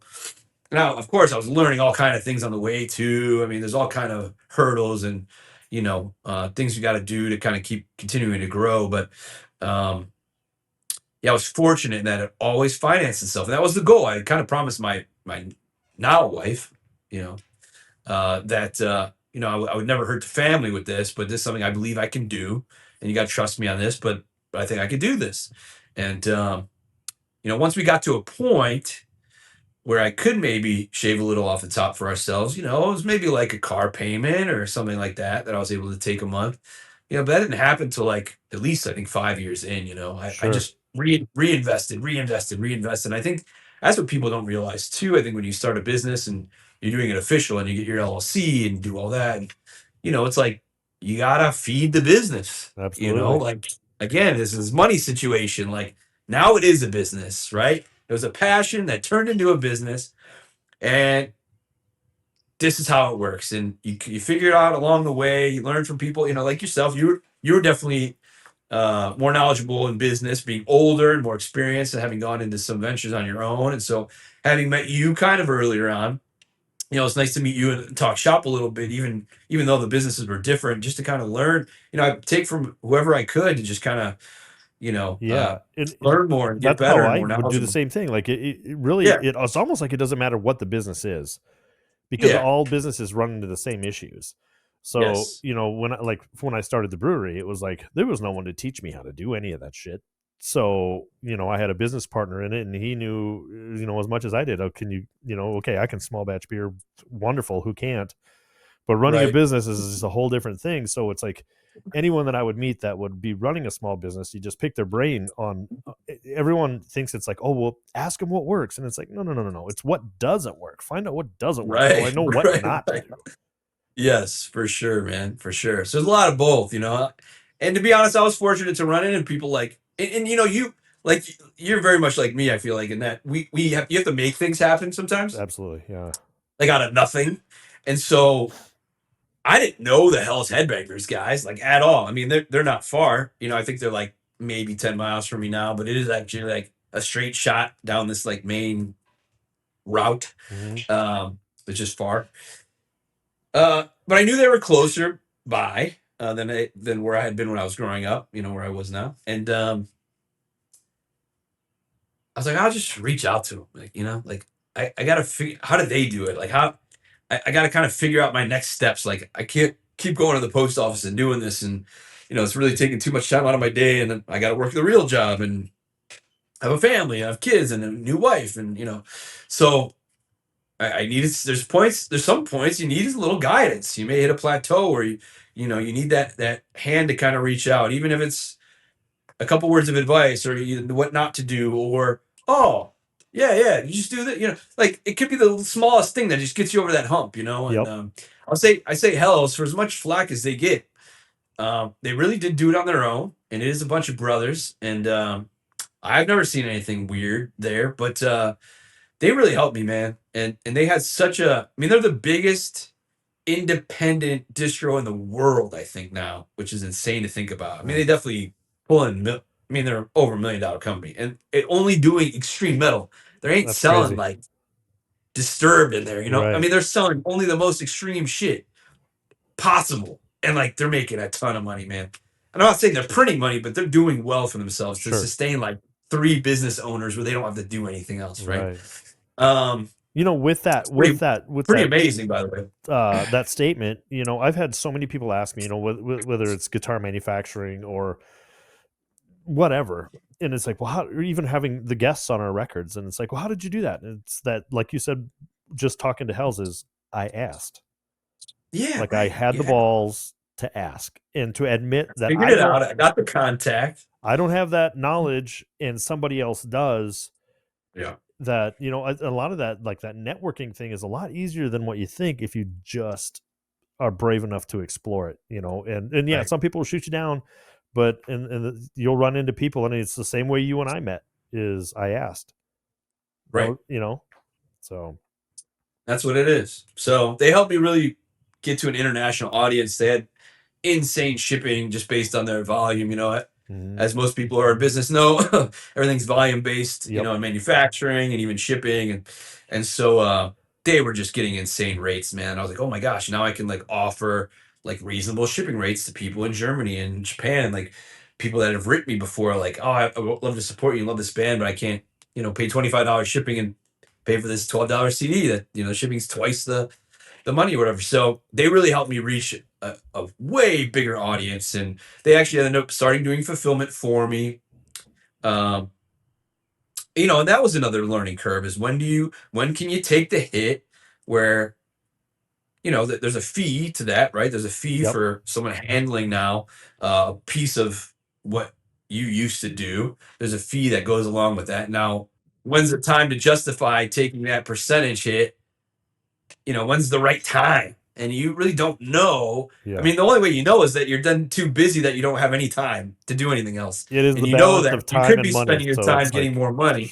Yeah. Yeah. yeah, So it's like you're trading, all you're doing is trading time out. But in that newfound time, you can, you know, focus on things to bring more money in, you know, right, where you know, you're not wasting time doing a bunch of kind of mundane things. right, These guys are already set up to do it. Like, let them do it. And now, yeah, they're taking like a percentage, but I can go out and now do these things, right? yep, So you know, all these learning curves, man. But it's been invaluable, just in my growth as a person, as a growth in business, of course. As being a more well-rounded individual. Period. You know, things that affect the world, dude. You know, these tariffs, like all these things now, like you understand more when you're in business for yourself. You know. 100%. And this, I it's don't want to get political or anything, but you know what I'm the saying? It's like, complexities of things. Well, and yeah, it's so much deeper than even, you know, this small thing or this one thing affects everything. You know, we've had this talk all the way through with real estate, you know, yep, purchasing and working in the industry. And, you know, if you're investing in properties and then the next thing you know, interest rates are 8.5%, you know, well, that's just the shit the world does. And yeah, how do you duck and weave and adjust? And it does, like, again, it doesn't matter what business you're in, you know, for your label now, for instance. Okay, well, for part of my, you know, real estate life, okay, interest rates completely suck. I can't just throw my cards and be like, oh, I fucking lose. I got to figure it right, out, right? So right, now as your world evolves and there's new hiccups and things, it's how do you adjust? And it's not yes, just the financial world in music right now, and I know you and I have had this discussion in the past, but is being heard in general oh, is a son so of a tough, bitch. dude. It's the So toughest, and sales are down too, man. Sales are down a lot. I think it was like maybe up to 20% down from like a year or two ago. Like, so there's a lot of things happening right now that are pretty, you know, again, it's how do we navigate these waters? And yeah, there's always going to be ups and downs, always. And again, you just, like you said it real well. I mean, you just got to figure out how to navigate it. And there's always a way, just where is that way? And sometimes it's harder to find, and sometimes there just is no way for a certain period of time, but you got to maintain that course to get through this storm, you know? So, yeah. I I, hope there's a lot I, of people can't, and you know, right, it is what right. it is. It's that, you know, persistence in longevity that helps you Yeah, survive the storm. So, you know, when you're saying that, you know, sales are down and stuff, and I think, you know, something I maybe mentioned to you, you know, a couple albums back was when everyone got all completely panic mode, you know, when the pandemic and stuff, and no one yeah, went, you yeah, know, shows were gone, you know, sales were gone, everything's gone, tours are gone. And I had this hope that you take away the toys and you're like, nope, you can't have them. And then 2 years later, you're like, okay, you can have the toys, but play with them correctly. That I was yeah. hoping that people would be like, okay, let's go to shows. I appreciate that we have this shit back. Let's get back into physical media. And it never happened.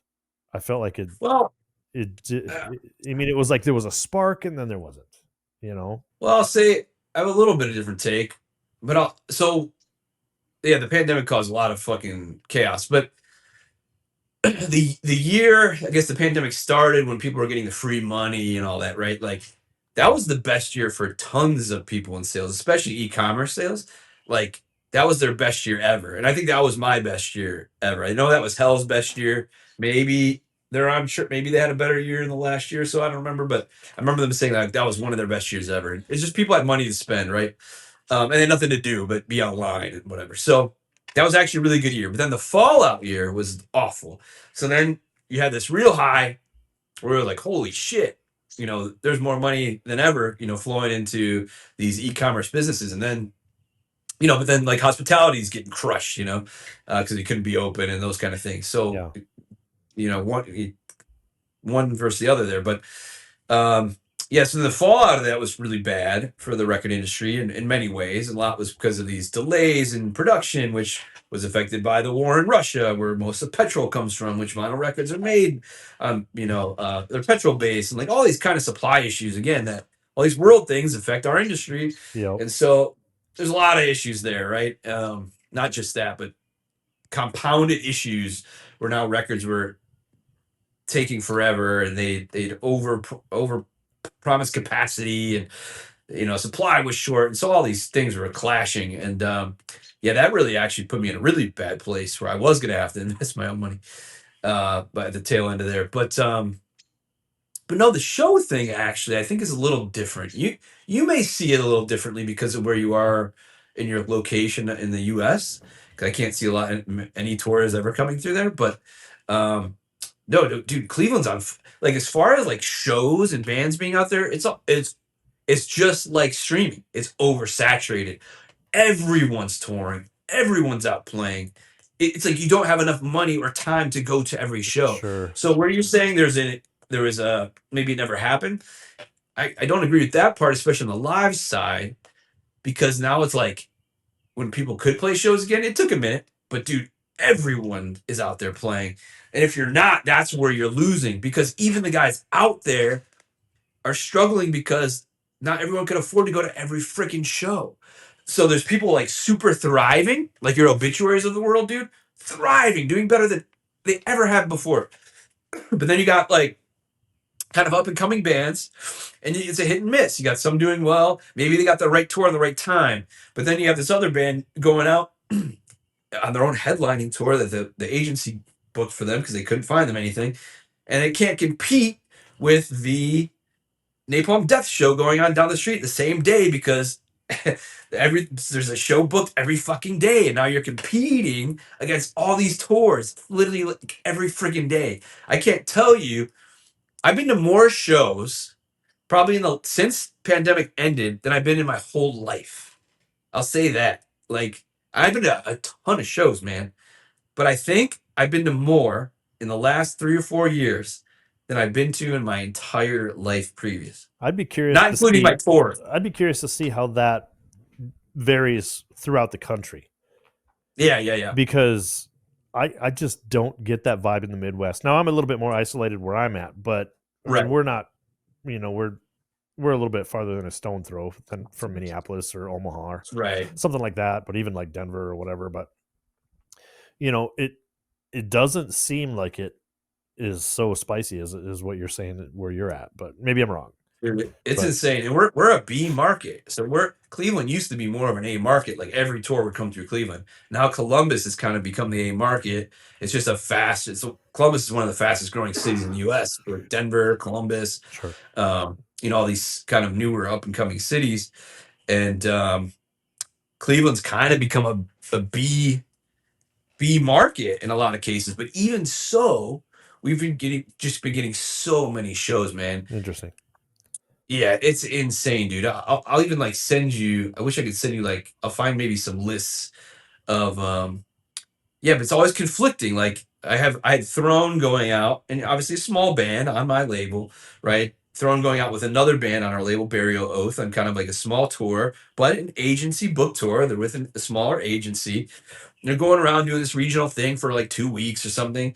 The only date they could get in the Cleveland area, they ended up booking Akron because Coroner was playing the same night in Cleveland, like this reunion, this Coroner reunion with like deceased, and so everyone was there. We did Akron as a shot to be like, all right, well, it's like 30 minutes away from Cleveland. Maybe people that didn't want to go in, and it sold out. The Corner sold out. So it was like, maybe people that couldn't get in and want to go to this. We had a decent. I mean, there's maybe like 30 people there, so it wasn't a great turnout at all by any means. But at least it wasn't like just the bands playing for the bands, which we thought it might be. Sure. But I went to the smaller show to support my guys, right? So, Mhm. but it's constantly like that. And so you have these smaller bands like that fighting to survive and working the 9 to 5s, but trying to at least do these small runs and do whatever they can to kind of squeak through and be seen and heard, because the live thing does help, but you got to be in front of people still. And so but yeah, when you're competing like that against bigger shows and bigger tours, and not that Corner was like a huge tour, but they're playing venues they can sell out. Like it was like a 200 cap. So they're selling out those rooms because they haven't played in however many years, 20 plus years probably. So there's a lot of that, man. A lot of these reunions, a lot of these obituaries, like has been touring nonstop, dude. They're on tour after tour. Like I'm just watching it and seeing it happen. And my friends, all my friends are roadies for these. One of my friends roadies with Obituary. One of my friends roadies with Exodus. I never see them or talk to them because they're always out. So yeah, there's people mad out, dude. Like, so not only do you have the competition, the streaming to squeak through and fight, like, well, how do we get heard, like in streaming services, which is the way most people listen, is YouTube or Spotify or Apple Music. Okay, you got that battle to fight. And then it was like, well, if you tour and you're active, like that'll help you break through. Well, yeah, it's almost a must now. Like you have to do that unless you figured out some way to crack the code and do some kind of click funnel, kind of like gateway kind of thing on the back end with some creative marketing or you're some like social media wizard like that, unless you're doing it in some crazy new way like that, you have to play live. But then playing live is like, okay, well now it's ultra competitive there. So it's actually like oversaturated in all areas. Yeah. So you can't really win, dude, but like you can't not do it. So I mean you could ignore it all and just sit in your bedroom and do your thing and write your music and put it out and um, keep your blindfolds on and just like wait through it all and see what happens on the other side. Cause again, that's all these ebbs and flows. But yeah, I don't know, man. It's You're missing out. excuse me, but kind of so It's weird. two things is you kind of touched on it yourself too, and then it'll lead into my next point is that a lot of these bands that are going out that are being successful, Cannibal Corpse, Exodus, Obituary, Carcass. Sorry. Do you see the trend? All these bands Yes. have been around for 35 years. Forever. So And they're making more now than they've ever made. which is wonderful because they went Yeah, through it their is good. starvation years. That's, Well, look at Mortician, dude. They never made money. Now they're fucking raking money. yeah. Okay. So Or fucking fishing. when you talk about Insane. the oversaturation and everything, it's all the bands that are going to have to at some point fill those voids for Yes. because these bands are these dudes are, I mean, I'm 50, so these guys are 55, a lot of them, some of them are Plus, yeah. creeping 60, so we're coming up on that, yet it's like maybe it's just because I can't see it, but what's going to happen, and nobody knows what's going to happen, Right. but you make it impossible for these bands to be heard, for fans to find them. Like, you can sit and rabbit hole on YouTube for an hour and a half and Sure. not really come across anything that strikes you, because there is so much shit. But Yeah. so what happens? I know, man. It's tough. It's it's just another conundrum we gotta sort through. There was a point I wanted to make actually that, I mean, you spearheaded it, but might have to come back around to it. I've lost it. But you brought up a good point. I wanted to come around to. You have to give me a minute, but I'll Sure. find it. Sure. Yeah, it's like I Let you think about this continue. all the time, just because it's obviously, if you put out records and you do these things and you like to think what you're doing is like, I'm doing something different and doing something unique, and I'm sure every band thinks that same thing. Which there are a shitload of good bands right now, but being heard and hitting more than just the core other musicians is really fucking difficult. Well, and you're still fighting against the old guard too, like you said. Like, Yeah. like even how I'm marketing your record right now. Like, you guys used to be marketed more with like the HM2 sound and like this and that, but you guys have expanded so much. That sonic territory is way more than that. I mean, you may still have this like baseline kind of sound that you set for yourself, but I started comparing you more to that band Hate and Dimmu and like these other bands where there's like, you don't sound exactly like those, but you have all of these elements of those things. But I think there's a lot of people, and Throne is similar. Like you could say a lot of these bands I work with, they're all great bands, and like on their own, if someone heard them, like, holy shit, like this is really solid stuff. But I don't know if it's catching me enough. Like, I'll just go listen to Dimmu still. Like, I don't know why people go back to the comforts of those things when like maybe they don't give some things enough of a chance. But then again, like you said, like how do you even know what to give a chance to? Or Right. you're all fighting for the same space. And it's funny. It's like I've heard mixing engineers like Bob Rock and other guys go like, how do I, especially with metal, how do I fit all this stuff that's blazing and like on 10, like guitars are on 10, bass on 10, drums are on. How do I fit it through two speakers, and Right. like have it all be audible and stuff? Like, it's kind of the same thing. We're like funneling all this shit. There's all this shit, good and bad, through this like these filters, small kind of filter of this metal scene, right? Although it's huge and worldwide, it's just oversaturated. And that's why you hear like Nurgle, Behemoth go, "Don't start a band. Like, we don't have room for any more." I mean, that's ridiculous, right? But I get why he's saying that. He's like, I still got to eat, man. Like, get out. Like, What's I'm still funny? trying to make a living. I presented that argument to I think it was when I talked to Derek Roddy, and I said that exact same thing because that's what I thought. It's like, yeah, there's so many bands, and he's like, I don't agree at all. He's like, when I was growing up, there was like 10 bands in my high school. How many bands are in Oh, your high wow. school right now? You know, like your local high schools. Right. Not that I go to school, but I got high school kids. Zero. Right. And there's There like isn't a nothing. fucking single band there. Right. That's true. That's true. So are And there or that's aren't? and I agree too. I mean I agree with what Derek is saying. I mean when I heard the Nurgle thing, I'm like, I get it, but that's Yeah, yeah, ridiculous. yeah, yeah. Because like there has to be that future of music, right? Like you're talking about, like Derek's talking about. Um but yeah, it'll be interesting to see how that guard changes. And I do think, and you mentioned it with business, but I think it's a persistence game and I think it's a longevity game. If you can weather the storm and continue to make quality music and music that people are going to be interested in, like Angara has done for such a long time and like other bands have done, if you can continue to do that consistently and not go away, it's going to work eventually, right? Like it's going to Right. work. Um, I'll go back. This is something I actually wanted to touch on before and I couldn't remember what I want to tell you. I always used Opeth as a shining example of this, but now I'll even bring Crowbar into it because I just watched this interview with Kirk from Crowbar, who I've always loved, and Kirk said he couldn't get away from working a job until like after like 8 or 9 albums in, 8 or 9 albums in, and we all know those Crowbar albums. It wasn't Yeah. like these were all underground albums. Now, yeah, maybe they're on Pavement here and there, and like smaller labels and stuff. But we all heard them. We all know them. Yep. Most of us love them. And he still was working a fucking for real job to make a living while he wasn't touring and doing things. 8 albums in, and these are guys who've been doing it since the '90s, you know. And Opeth was the same. I think I counted 8 till they got signed to Roadrunner, and I think Ackerfeld was working at least. I think he was in a music shop or something or a guitar shop until that eighth album, or whether they were just making music or just making money on their music and touring and stuff. And I think it took till the Roadrunner days when that Ghost Reveries came out. And I think that was the seventh or eighth album. So it's the same fucking story. And so it's just a crazy thing to think about because we don't think of those things when we see these bands.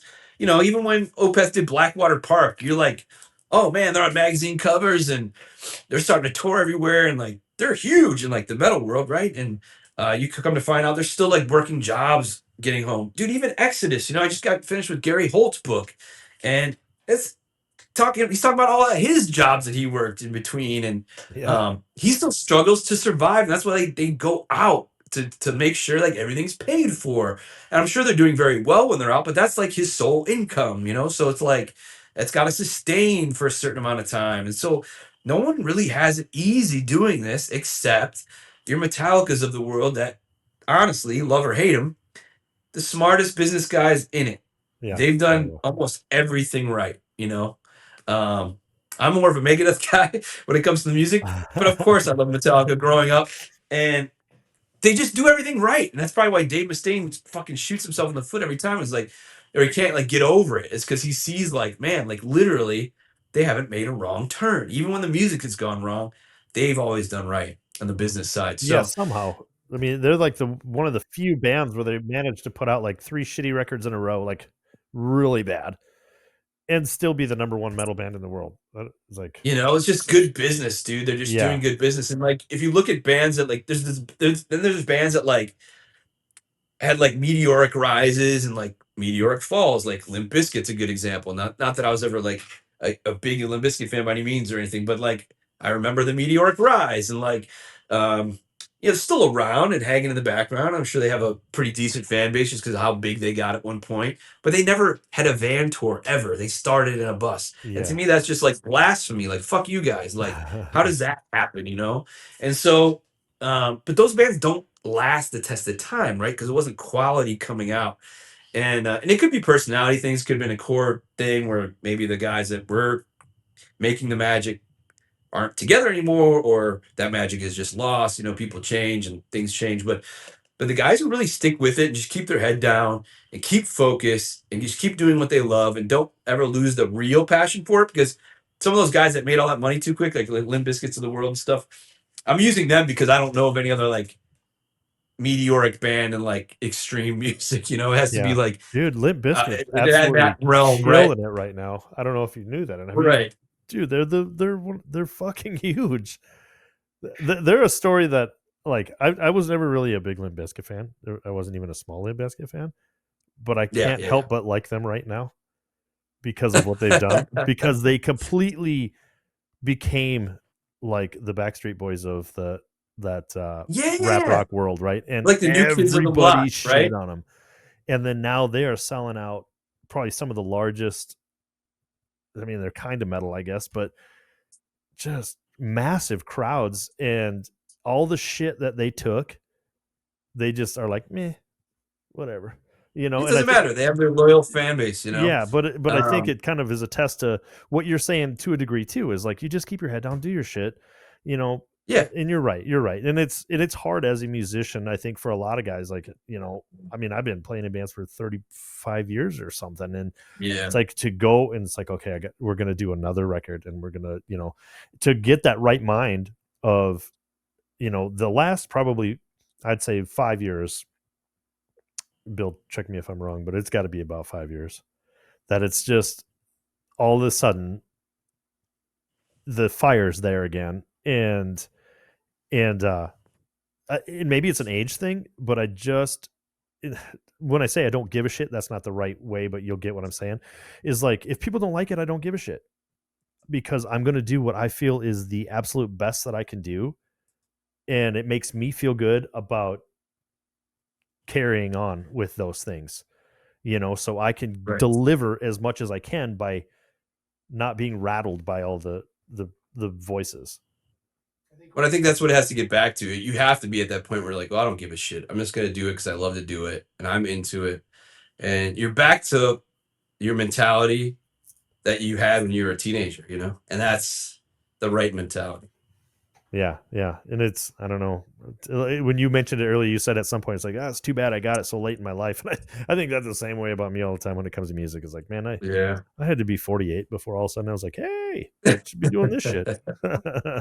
Well, you're still doing it, and I think that's a blessing in itself to just be able to keep doing it and doing like quality stuff, like you're saying, like because you're doing it for you ultimately, and Yeah, if people like it, great. But you're not mad that you spent money and time and effort doing this. You see the reward in it. And if other people can share in that reward as well, then it's just a benefit. yeah, and I think and maybe that's a lot of too, like a lot of these foundation bands and cornerstone bands that have been that are still kicking ass. All the big death metal bands that we grew up on, a lot of them are doing better than ever, and I think Ever. is probably a lot of that same attitude is just like, well, I'm going to do what I want to do at this point, and Yeah, it's great. Carcass, man, all these bands that were like done. They, Way done. I Yeah. don't know. I don't know. I think some bands maybe saw the writing on the wall, going like, "Hey, these reunions, man, there's something to this." Maybe that was the impetus for them getting together, but then maybe they found the passion again. So, however it happens, it's cool. But yeah, even Corner, like, where did that come from? Like, Yeah. I got Benediction with a new album, and like all these bands, like, wow, like, they're all coming back, and so that's even making the pool even bigger, Yeah. harder to crack through because people are interested to see, oh, Benediction are back. Is it worth listening to? Is it? Oh, it's amazing. Okay, yeah, it's kind of interesting. Entombed with a new record with I Nikkei on it. seen So that. That might. it's crazy. I don't So know. That one's I don't know. It's in I don't know. I don't like pointing out bad records because because half the people on those records I really enjoy them as well, yeah, people. everyone likes their own shit. Yeah, But for me that was like the Morbid Angel thing. It's like I yeah. was so fired up twice. I'm not gonna get too into whatever, but like two times when there's new records coming out where I was like, this is gonna fucking rule, and then you know Like, I'm back eh. to listen to Blessed Are the Sick. So, Right, right. I mean, but that does happen. That happens too. But we yep, tend to like get excited and give it a chance. And I yep, think now you have that happening with all these bands. And I am happy for the guys like Obituary who will literally never be able to buy their rights back to their records. Like Roadrunner, yeah, now owned by Warner Music Group, they will, and I think under Atlantic technically, will never ever sell them their music back, which is a shame. And if they did, the price would be so high that they'll never be able to afford it, you know. So Yeah. for guys like that, they deserve to at least be having some kind of success like they are now, where yeah, they can re-record and do the Taylor Swift thing. And I think they even have re-recorded like Cause of Death live and that kind of thing where you're allowed to re-record those things and put them out, but you can't have those original masters, you know. Right. So that's a shame, dude. It shouldn't be allowed to happen, you know. There should be some kind of caveat there, but yeah, it's a sad thing. So I'm happy that when I see those bands, uh, you know, thriving again. So Yeah. So I know we kind of touched on it, but I'm just going to ask your opinion because you're on a side of the music industry that there's a small handful of people that work on that side of it, really, in comparison to the sheer number of musicians and then the yeah, true. large number of fans. Um, where is this train going? Do you think? Well, I think we started this conversation, but I have no friggin' idea, man. I think it's what we said, man. I think people just need to be putting out good music and quality music and just following their vision and following, you know, their heart and not getting caught up with the BS and doing whatever they can, right? I think people don't, you know, I preach a lot of this stuff, but only because I want the bands I work with to succeed. But like use what you can, use the avenues that are available to you. Use social media for what it is. You don't have to pay for anything. Just try to engage. I know for guys like you and I that are older, it's a pain in the ass, dude. I have so many social media accounts for all these businesses, man. Like I hate having to do it, to be honest. Yeah.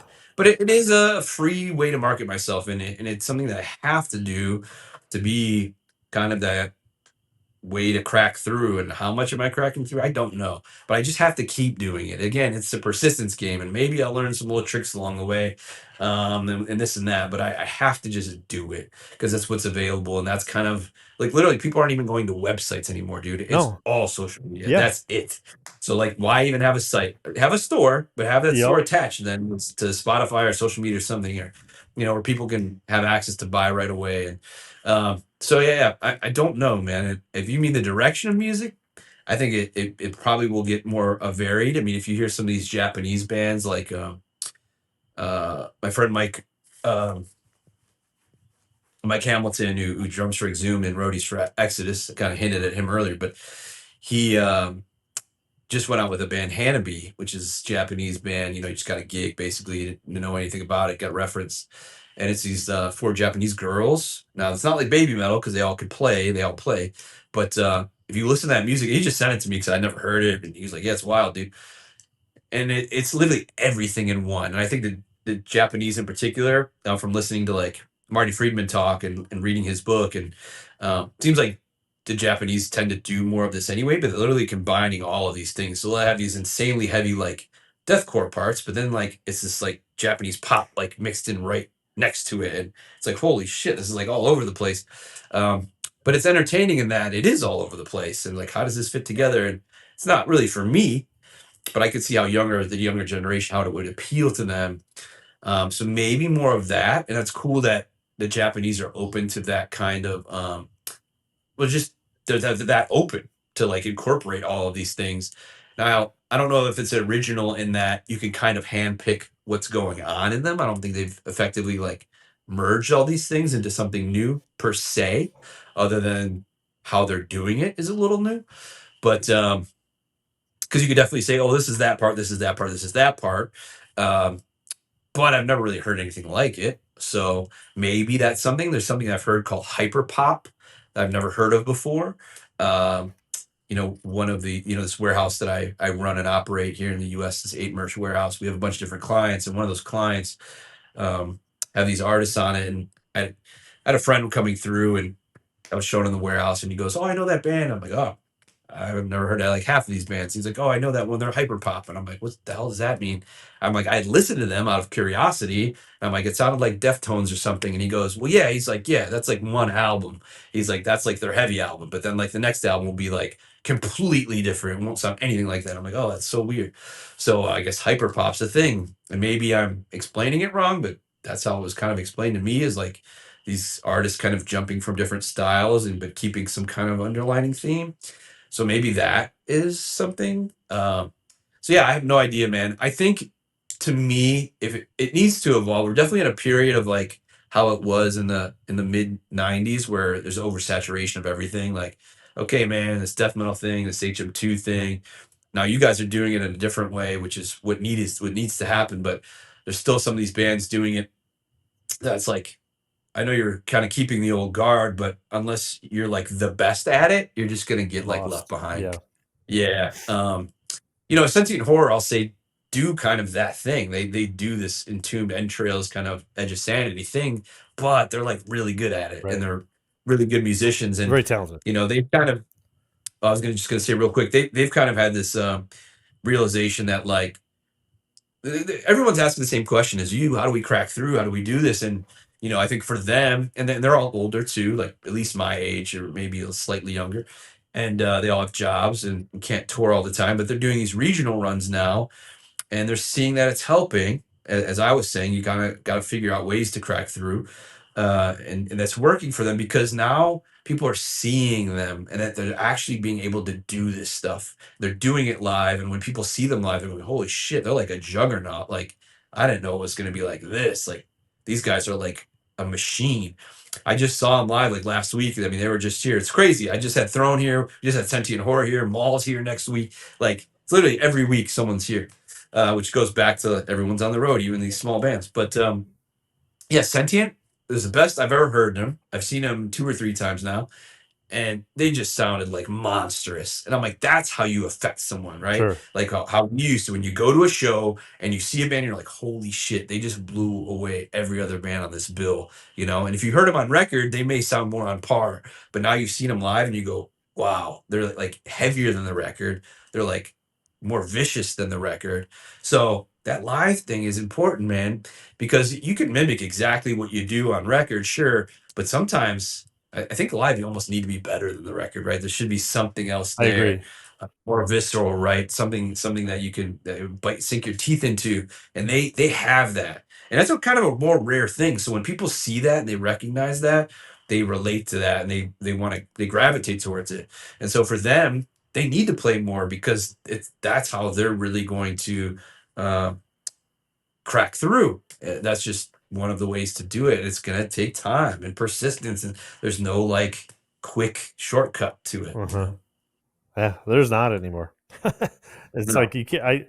You're almost hard pressed to part from like a label, you know, derived unit there's like the ghosts or whatever, something that is cherry picked, that you're not getting a band that just all of a sudden surfaces and like, oh, they're huge. Well, It's a grind. what's frustrating too is like the whole algorithm thing, and like whether it's Apple Music or Spotify. What I do like about some of the streaming services is like you can randomize stuff and like it'll play like, or you go on Anger Rot Radio or Obituary Radio, and now it's supposed to like handpick all of these bands that are like them or this or that. But that's all kind of manipulated too. And even when dude, even the algorithms are so like jacked up that even when you like have whoever used Spotify, I'm sure there's something similar in Apple Music, but you can like click these songs and it's like, I like this song, and now it becomes part of your liked songs. And then if you want to just like go on a random playlist of your liked songs, I feel like the same songs come up over and over again. It's like, well, where's all those other ones I liked? Like, why isn't that coming up? So even like the randomization of the stuff that you've officially clicked and liked is not like coming up. So what the hell is going on there? So there's some weirdness in the algorithms if they're just like that faulty or just not smart enough yet. Maybe with AI it'll get better or something, which is another scary thing, but there's some things See, are I bound to think get a little better. like the whole, So and I'm going to jump on a tangent here real quick. The whole, yeah. in this, you can call me old, but the whole reliance on algorithms and AI and this predictive, logic is it's almost like the opposite of logic, because I think the same thing every single time I hear a playlist. Like I'll be going in I'll pick, say if I'm on my Spotify or whatever, and I'm on the Suffocation playlist, I'll get the same 3 songs. Yeah. I'll skip. I've Yes. deliberately thumbs down songs that I love, and I get them same fucking songs back, like I can't break out of this bubble. Yeah, why? So Why? is AI that stupid, or is it specifically targeted in that fashion that there's nothing artificial about it? It's completely contrived and Right. planned, and It's almost like, yeah, they're still choosing the music for you, It's yeah, like, I don't want that. yeah. So I don't know, man. I just the whole AI thing I think is, I don't know. I'd like to just turn that switch off. I mean, I know. we've had like a lot of you know that type of technology in since the computer's been turned on, right? Right, But right. so it's not like it's this brand new, never existed before, and the next thing you know, it's Cyberdyne and Terminator's going to come. But it's I think we're getting down that road where we're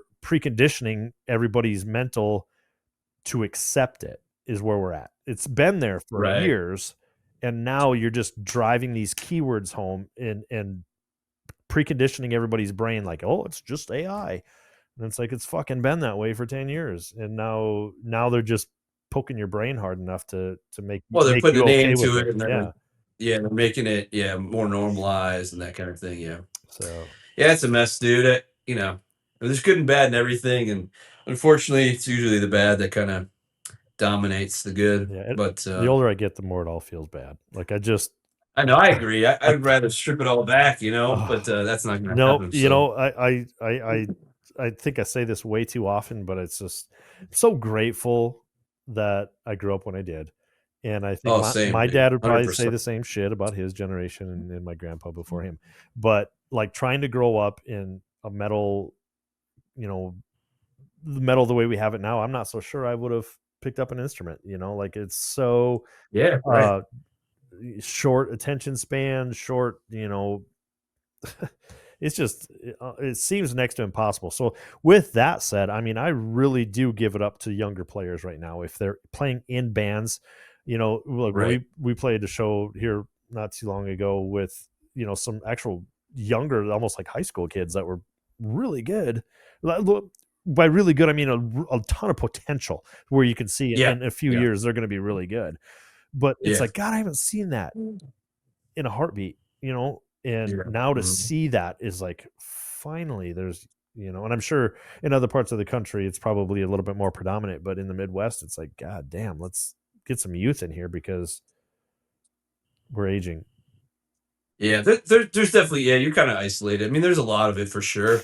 I don't wanna say it's all good, but there's people there, to push things forward, and I hope they continue to do so. Yeah, We'll see what they come up with, I guess, but, yeah, I guess nothing will beat what we hold dear, the yeah, same yeah, like you said for our parents, and, I think we had the most interesting you were on the tail end of it, you're a little older, but, like, I grew up computerless basically. I mean, you had the very like beginnings of like Apple Macintosh where you're on like the Oregon Trail or whatever, maybe in fourth or fifth grade, right? yep, But the internet happening by my like sophomore year, where we actually had it dialed up at the house and like it's like having the first color TV or something, right? It's like holy shit, like I got to experience that while growing up. So I got before it and like growing with it.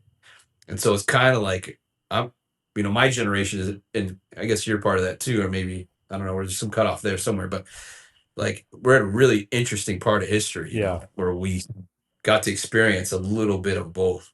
yeah. Went from recording on reel to reel, Yeah, like cassette tapes, you right? get to Yeah, I excuse me, I am let me say that again.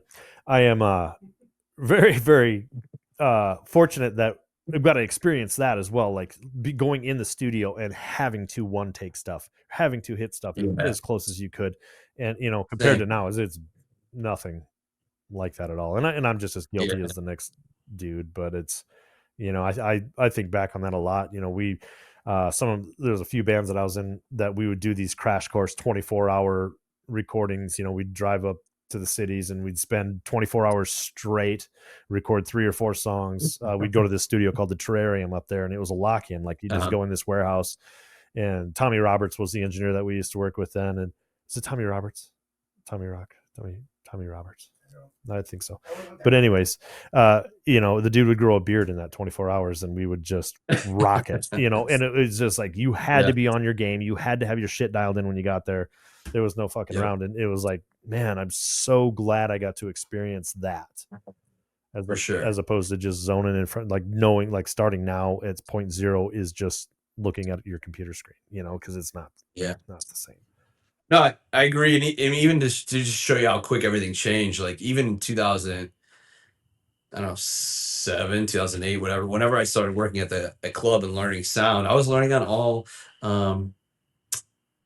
analog gear. Yeah. People didn't have digital stuff yet. Maybe it was just starting to come in, but it was expensive. And so most people just had their old analog stuff still. So I was running a monitor board, it was all analog, we had power amps everywhere and get hot as hell under there. And I learned everything analog. So now it's funny because I found myself at a show, maybe in the last year or two. Some friends came through, an industrial band actually, which was cool to see, by the way, because it was like very 90s industrial. Right. And, you don't see that anymore, and I was a fan of a lot of that stuff. So they came in and, it was a slow night, and I guess the sound guy had called off last minute. So the owner of the club is someone I've known for a long time, and she knows very, very little. She could turn the sound on and maybe have a vocal mic, and that's it. And so I was there, and she was telling me, "Hey, I'm running sound tonight," and blah, blah, blah. I'm like, "Well, do you want me to help you?" Like, she's like, "Oh my God, will you do it?" Blah, blah, blah. And I'm like, "Well, yeah, but I don't know these digital boards, And I'm like, "So if you could show me a couple little things, like I could like mix the band at least, And so I did that. So I ran sound the whole night. And so there are a lot of similarities, but I couldn't like run effects or do anything, or I just had to do basic mix of the band. But that just shows you how fast everything changes. Like, it was, I guess it's been a while now since 2008, but it doesn't feel that long that, everything was still like mostly analog, at least in the clubs. Yeah. It's just such a different world. Everyone has these Behringer boards now, these digital boards, or these Midas ones that are all digital. And basically you can just take your settings and go to the next place and plug your settings right back in, and everything just pops back up. We used to have to zero out the boards every night, like you would leave and everything would have to be zeroed, or you get yelled at the next day kind of thing. Don't touch anything.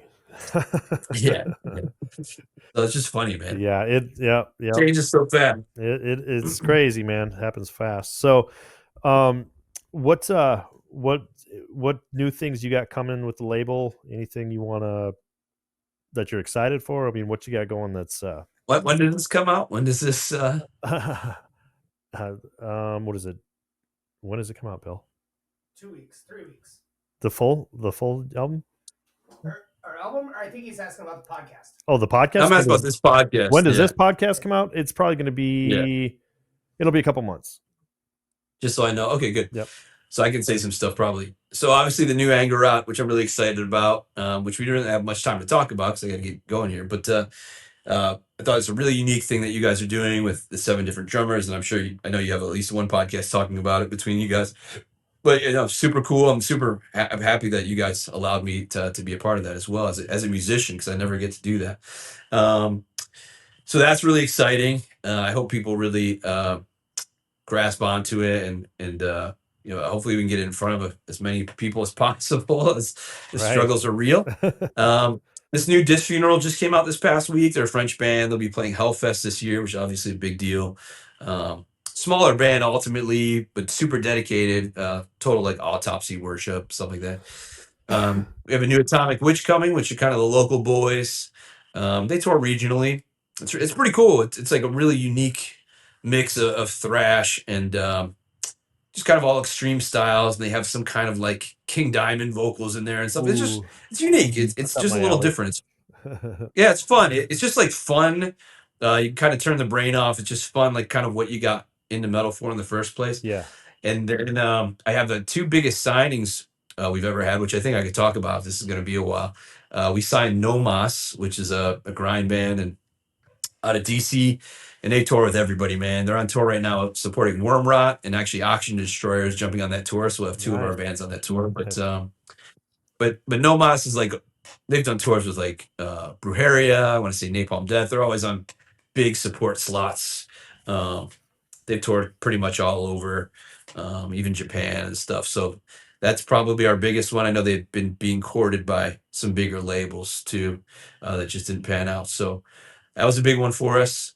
And then Tombs, the band Tombs, they've been signed to Relapse and Seasons of Mist, and so those are kind of our two big ones that I really didn't anticipate or have forecasted for the year, but they kind of fell into our lap through mutual friends and other people in the industry. And so far so good. Things have been going smoothly so far. So we'll see how those records do. Those will probably be our two biggest of the year and the ones that we'll be pushing the hardest. But we did do these. We did this Auction Destroyer box set to commemorate 10 years with them, and reissued their first two albums for the first time ever with basically reimagined artwork. The artist they used on their newest record, Guardian of the Universe, he reimagined the first two albums, so it's all basically cohesive now. So it's the same artist on all three records, and yeah, I mean they're doing better than ever. They're definitely our top selling act, and they're more active than ever. And it's cool to see them really building a career. Now I've worked with bands that have turned this into a career, like Imperial Triumphant, seeing what they're doing. And actually we have something coming up with Imperial again. The cool thing is with Imperial, they'll call me back here and there, kind of out of the blue, and throw me a bone and want to work with me on something kind of special and unique that it's not in their contract is not inhibiting. So yeah, so we got something with Imperial too. That'll be fun. It'll just be a little blip in there, but I'm glad to be always, be connected to them and working with them. It's really cool to see their meteoric rise. And for me, it's such an extreme band, man. A lot of people don't get it, it's way left, but it's cool to see that something that left could be, so many people grabbing onto that, because that is definitely new and different, like it or not.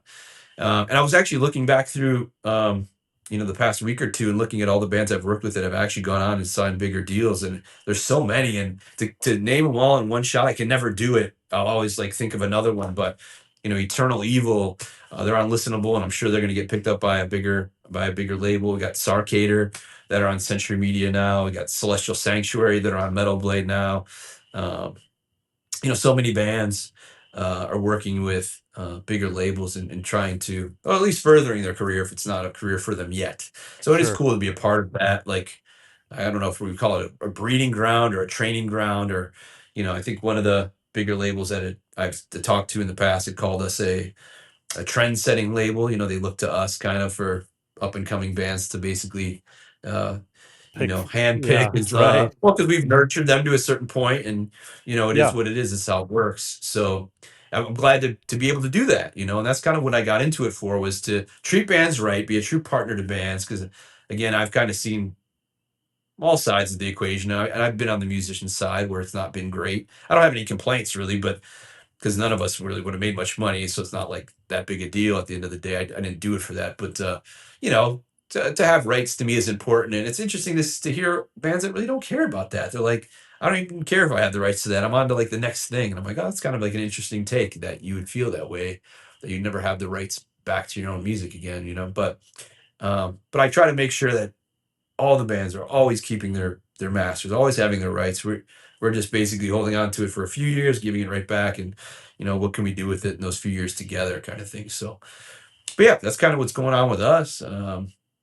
We'll see if we can keep helping bands. That's what it's about, man. It's just about seeing if I can help that new generation thrive and maybe foster something there. I don't know if there'll ever be a time where you had a lot of labels like in the 90s come up, like Century Media was nothing, and obviously now they're a big label, and all the other big labels are owned by someone. Century Media is owned by Sony, and Napalm Death's owned by Believe Music, and Roadrunner's owned by Warner, and there's very few bigger independents left out there. Metal Blade's the one true one, really. They're not sold out, so it's cool to see them still doing their own thing and not selling out, Yeah, so I think it is a big part of what keeps extreme metal rooted, is that every facet of we'll just say every rung on the ladder is pretty independent and privately owned, which keeps the wheels running even in economic down. Like it makes it Right. possible to just keep the gears going. So, it is Right. labels that run with integrity and loyalty to their bands like yourself that make it possible. So, I mean, I know, from me and the other guys in the band too. We're eternally grateful for you, but I think you could probably say that for anyone who's ever been on your roster. It's it is a blessing to have guys like you that are committed to doing what you're doing and making it possible for bands like us to be able to do anything and to be heard. So Well, without guys like you, couldn't be possible either. So it's a two-way street there, and I appreciate all the bands that have kind of put their trust in me, and I hope I've never let anyone down. I'm imperfect as well, man. I have a family, I have other things, and we all have our own struggles and things that get in the way and whatnot. But I'd like to think that I try as hard as I can to represent every band that we work with. And while I don't know if every band could say they had a great experience. I would hope that at least 99.9 can. And that I don't, and I'm not insinuating. I don't know anyone that would be pissed or anything, but you never know what people, what their experience is. But I'm definitely not imperfect, but we do try our hardest to do our best for everyone we work with. well, So I can say some things are timing, some things are luck, some things are this and that, but we don't work less hard for one thing than the other. right. Just Well, I can say I've spent some time on prior to meeting you on other labels and everything else, and without a doubt, the communication, the dedication, and your drive is unmatched. So, be proud of what you built, appreciate it. and I wish the best of luck, obviously, for everything you got coming. And on top of all that, man, I really appreciate you taking a couple hours here and sitting down and kind of sharing with everybody who Thomas really is. I think a lot of that stuff, you see a face, but you don't hear the voice, for a lot of these guys that are kind of running these machines, to keep records coming out. So, thanks for taking the time, man. I really appreciate it. Oh yeah, thanks for the opportunity. Cool to see you doing another new thing. I think these things are invaluable. I listen to a lot of podcasts and actually a lot of books now. When I kind of tired out on the music algorithms feed me the same shit. So it's nice to kind of unwind and listen to this and learn from other people and listen to their experiences. And so if this could help anyone in any way, even just one person, that's always a plus for me. And I love doing this stuff. I'm going to plug my own podcast at this moment, but Please I used to run one during the pandemic. Like I said, I started with that one, the early stuff that All About the Rock had given me the opportunity to interview some of those folks. We did like Glenn Benton and Gregor McIntosh and some of those things, but there's a whole series of them from the pandemic. We went wild. And, Yeah, I'll make sure to link all that stuff in here too for you. So yeah, I make sure you got it. There's stuff on YouTube. There's stuff on all the streaming services too. But yeah, there's a lot of good in there. We did Scott Burns, which is like no one's done Scott Burns. And then that book came out, and they actually used the same. I'm credited in there basically.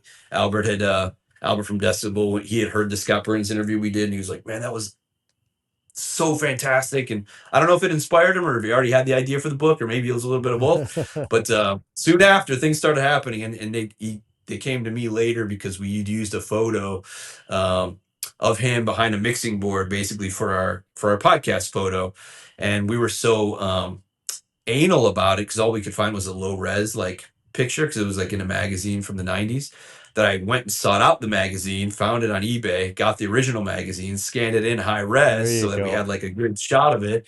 And so then Albert said, I gave him the information, I think of the magazine, whatever. They sought out the photographer, whatever. Magazine had no interest in any rights or anything like that. And the photographer was cool. And basically, but no one had it to give it to him. But I have the original copy, so I had to do a super high scan of it, even more so than the one we use digitally for the book. So the cover of the book is because of my copy of that Guitar World magazine from the 90s that I had. Awesome. Yeah, so I am credited in that book. So that was cool. That was cool of him to do that. But yeah, we did a insane interview with Scott Burns. If you're gonna watch anyone, that one is incredible because we never heard Scott Burns kind of open up. And I even did after Albert's book came out. I went through the whole book and anything I could find on Spotify, which I'd say 90% of all the Scott Burns recordings are there. I made a Scott Burns playlist, so I'll send you that link too for any Spotify users. You could. I literally made a companion to the book where it goes through every single album Scott goes through. They're almost all there for you to kind of listen to if you want to go down the Scott Burns rabbit hole. You can put that playlist on, and it's literally everything that he recorded that's at least available on streaming. Awesome. Yeah, man. Make sure Yeah, you it's send pretty me all cool. those links. We'll get them all in the description down below, so everyone can check that stuff out. And make sure you follow up on everything Thomas has upcoming, because I guarantee you won't regret it. So again, All right, man, guys. Well, I appreciate you. many thanks, my friend. And we'll have to have you on again, because I think there's 100 stories that we kind of jumped over a little bit. Oh, so, yeah. We can have some fun next time. Sounds good, brother. Well, thank you very much. All right, you guys. take care of yourself, man. All right, peace. Okay. Thanks for checking out this episode of the Growl Podcast. Please hit those like and subscribe buttons so you do not miss anything that we have upcoming. We have some killer guests on the way, and you do not want to miss them.